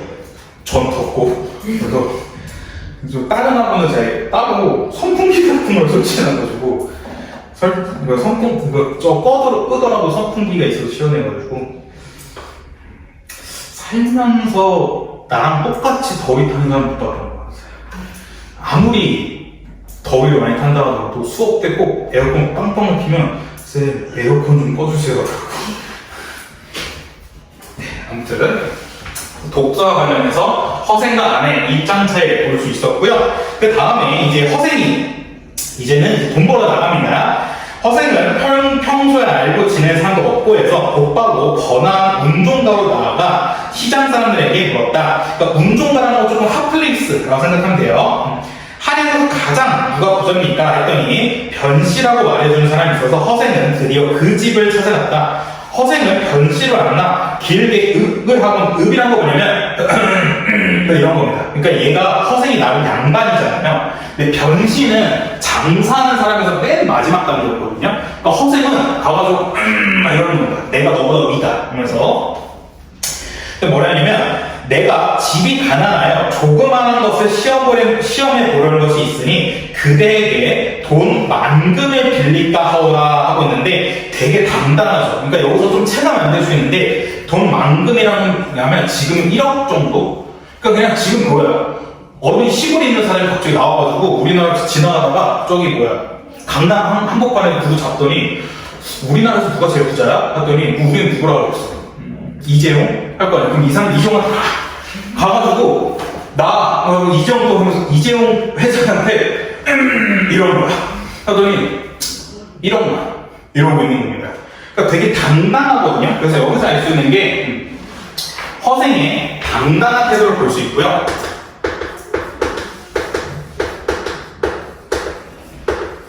그래서 이러한 허생의 당당한 태도는 이제 허생의 비범함이라고도 볼 수 있습니다.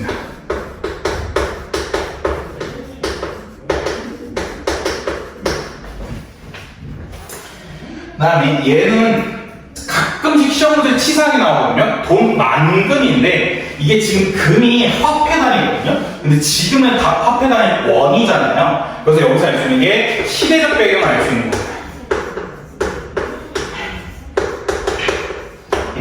왜냐하면 지금은 금이라는 화폐 단위를 안 쓰고 금이라는 화폐 단위는 조선시대에 썼기 때문에 이 금이라는 걸 통해서 시대적 배경을 체크할 수 있다는 거.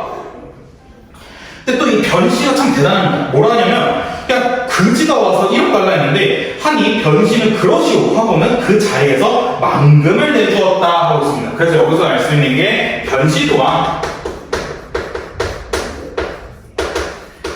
평범하지 않습니다. 비범합니다. 그래서 배포가 남다릅니다.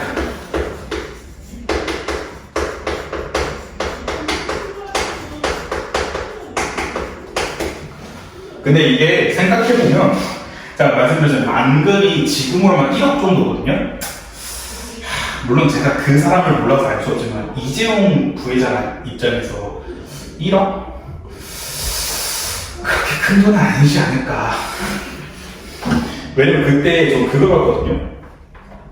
그 이재용 부회장 입장에서 그 물가를 체감하는 거. 그러니까 우리는 지금 치킨이 2만 원이잖아. 치킨 한 2만 원, 3만 원 정도 되는데 이재용 부회장의 이재용 회장의 전 재산 기준으로 치킨은 얼마냐면 그때 말했던 200원. 그러니까 우리가 200원 쓰는 게 이재용 부회장한테는 2만 원 쓰는 거랑 똑같다더라고요.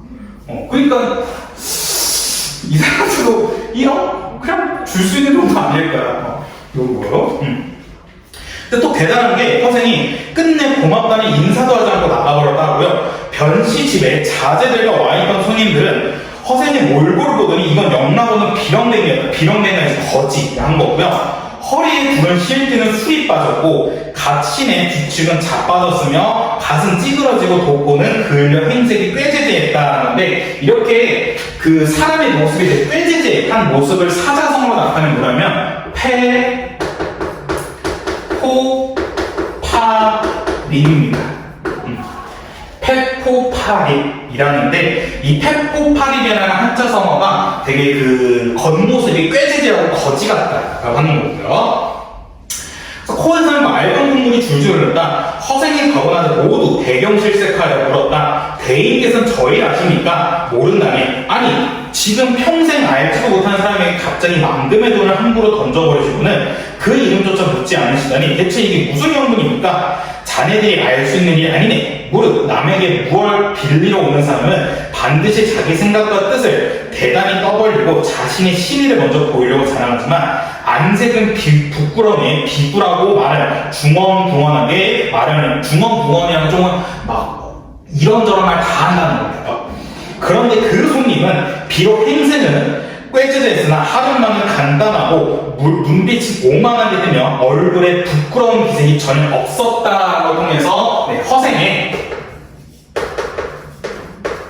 남다른 태도를 보여주고 있는 거죠.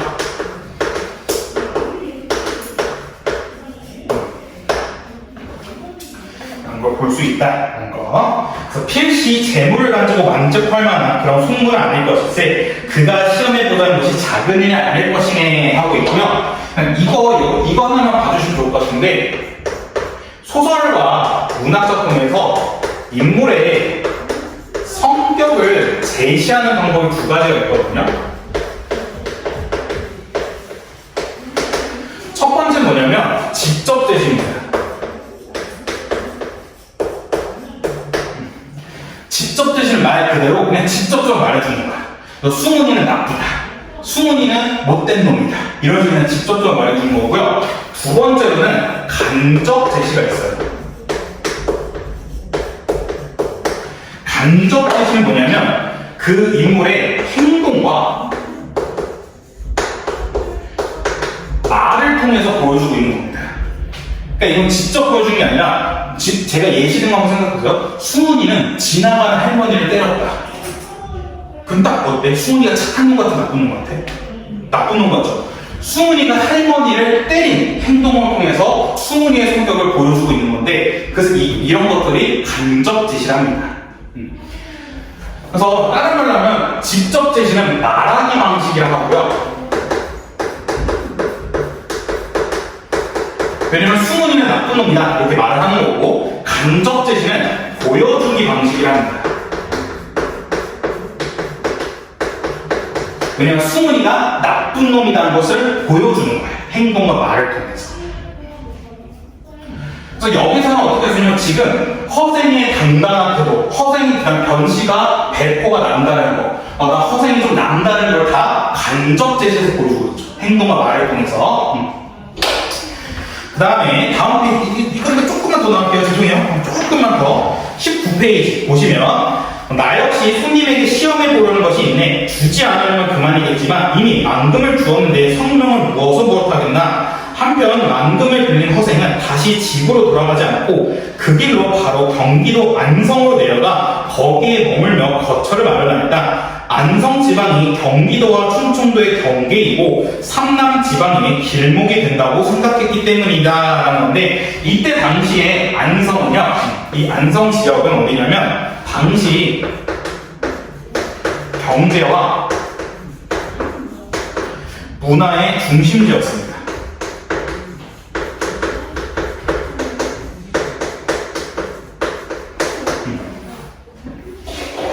왜냐면 이 안성 지역이 충청도, 전라도, 경상도 그 애매한 위치에 접해 있거든요. 그렇기 때문에 그 세 지방에서 오는 사람이 다 모이는 거야. 모이다 보니까 모이면 어떻겠어? 또 물건 같은 거 서로 교환할 테니까 경제 중심적이 되고, 다 좀 각색이 사람들이 오니까 문화 역시 다를 테니까 문화의 중심지까지 볼 수 있는 게 바로 안성 지방이었습니다.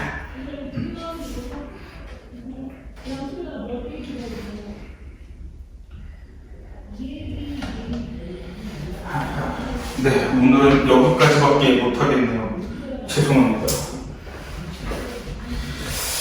네, 일단 다음 주에는 30분에서 1시간만 좀만 더 연장해서 하고요. 네, 이거는 제가 김용배 선생님이랑 그 다음에 어머니도 한번 말씀드릴게요. 좀 30분에서 1시간만 좀 더 하겠다고 말씀드릴게요. 일단은 오늘은 클리닉 분석지는 쓸 거 없고요. 쓸 거는 그냥 패스하면 될 것 같고, 대신 숙제가 카톡으로 다시 보내드리겠지만 등나무 운동자, 그래서 10페이지부터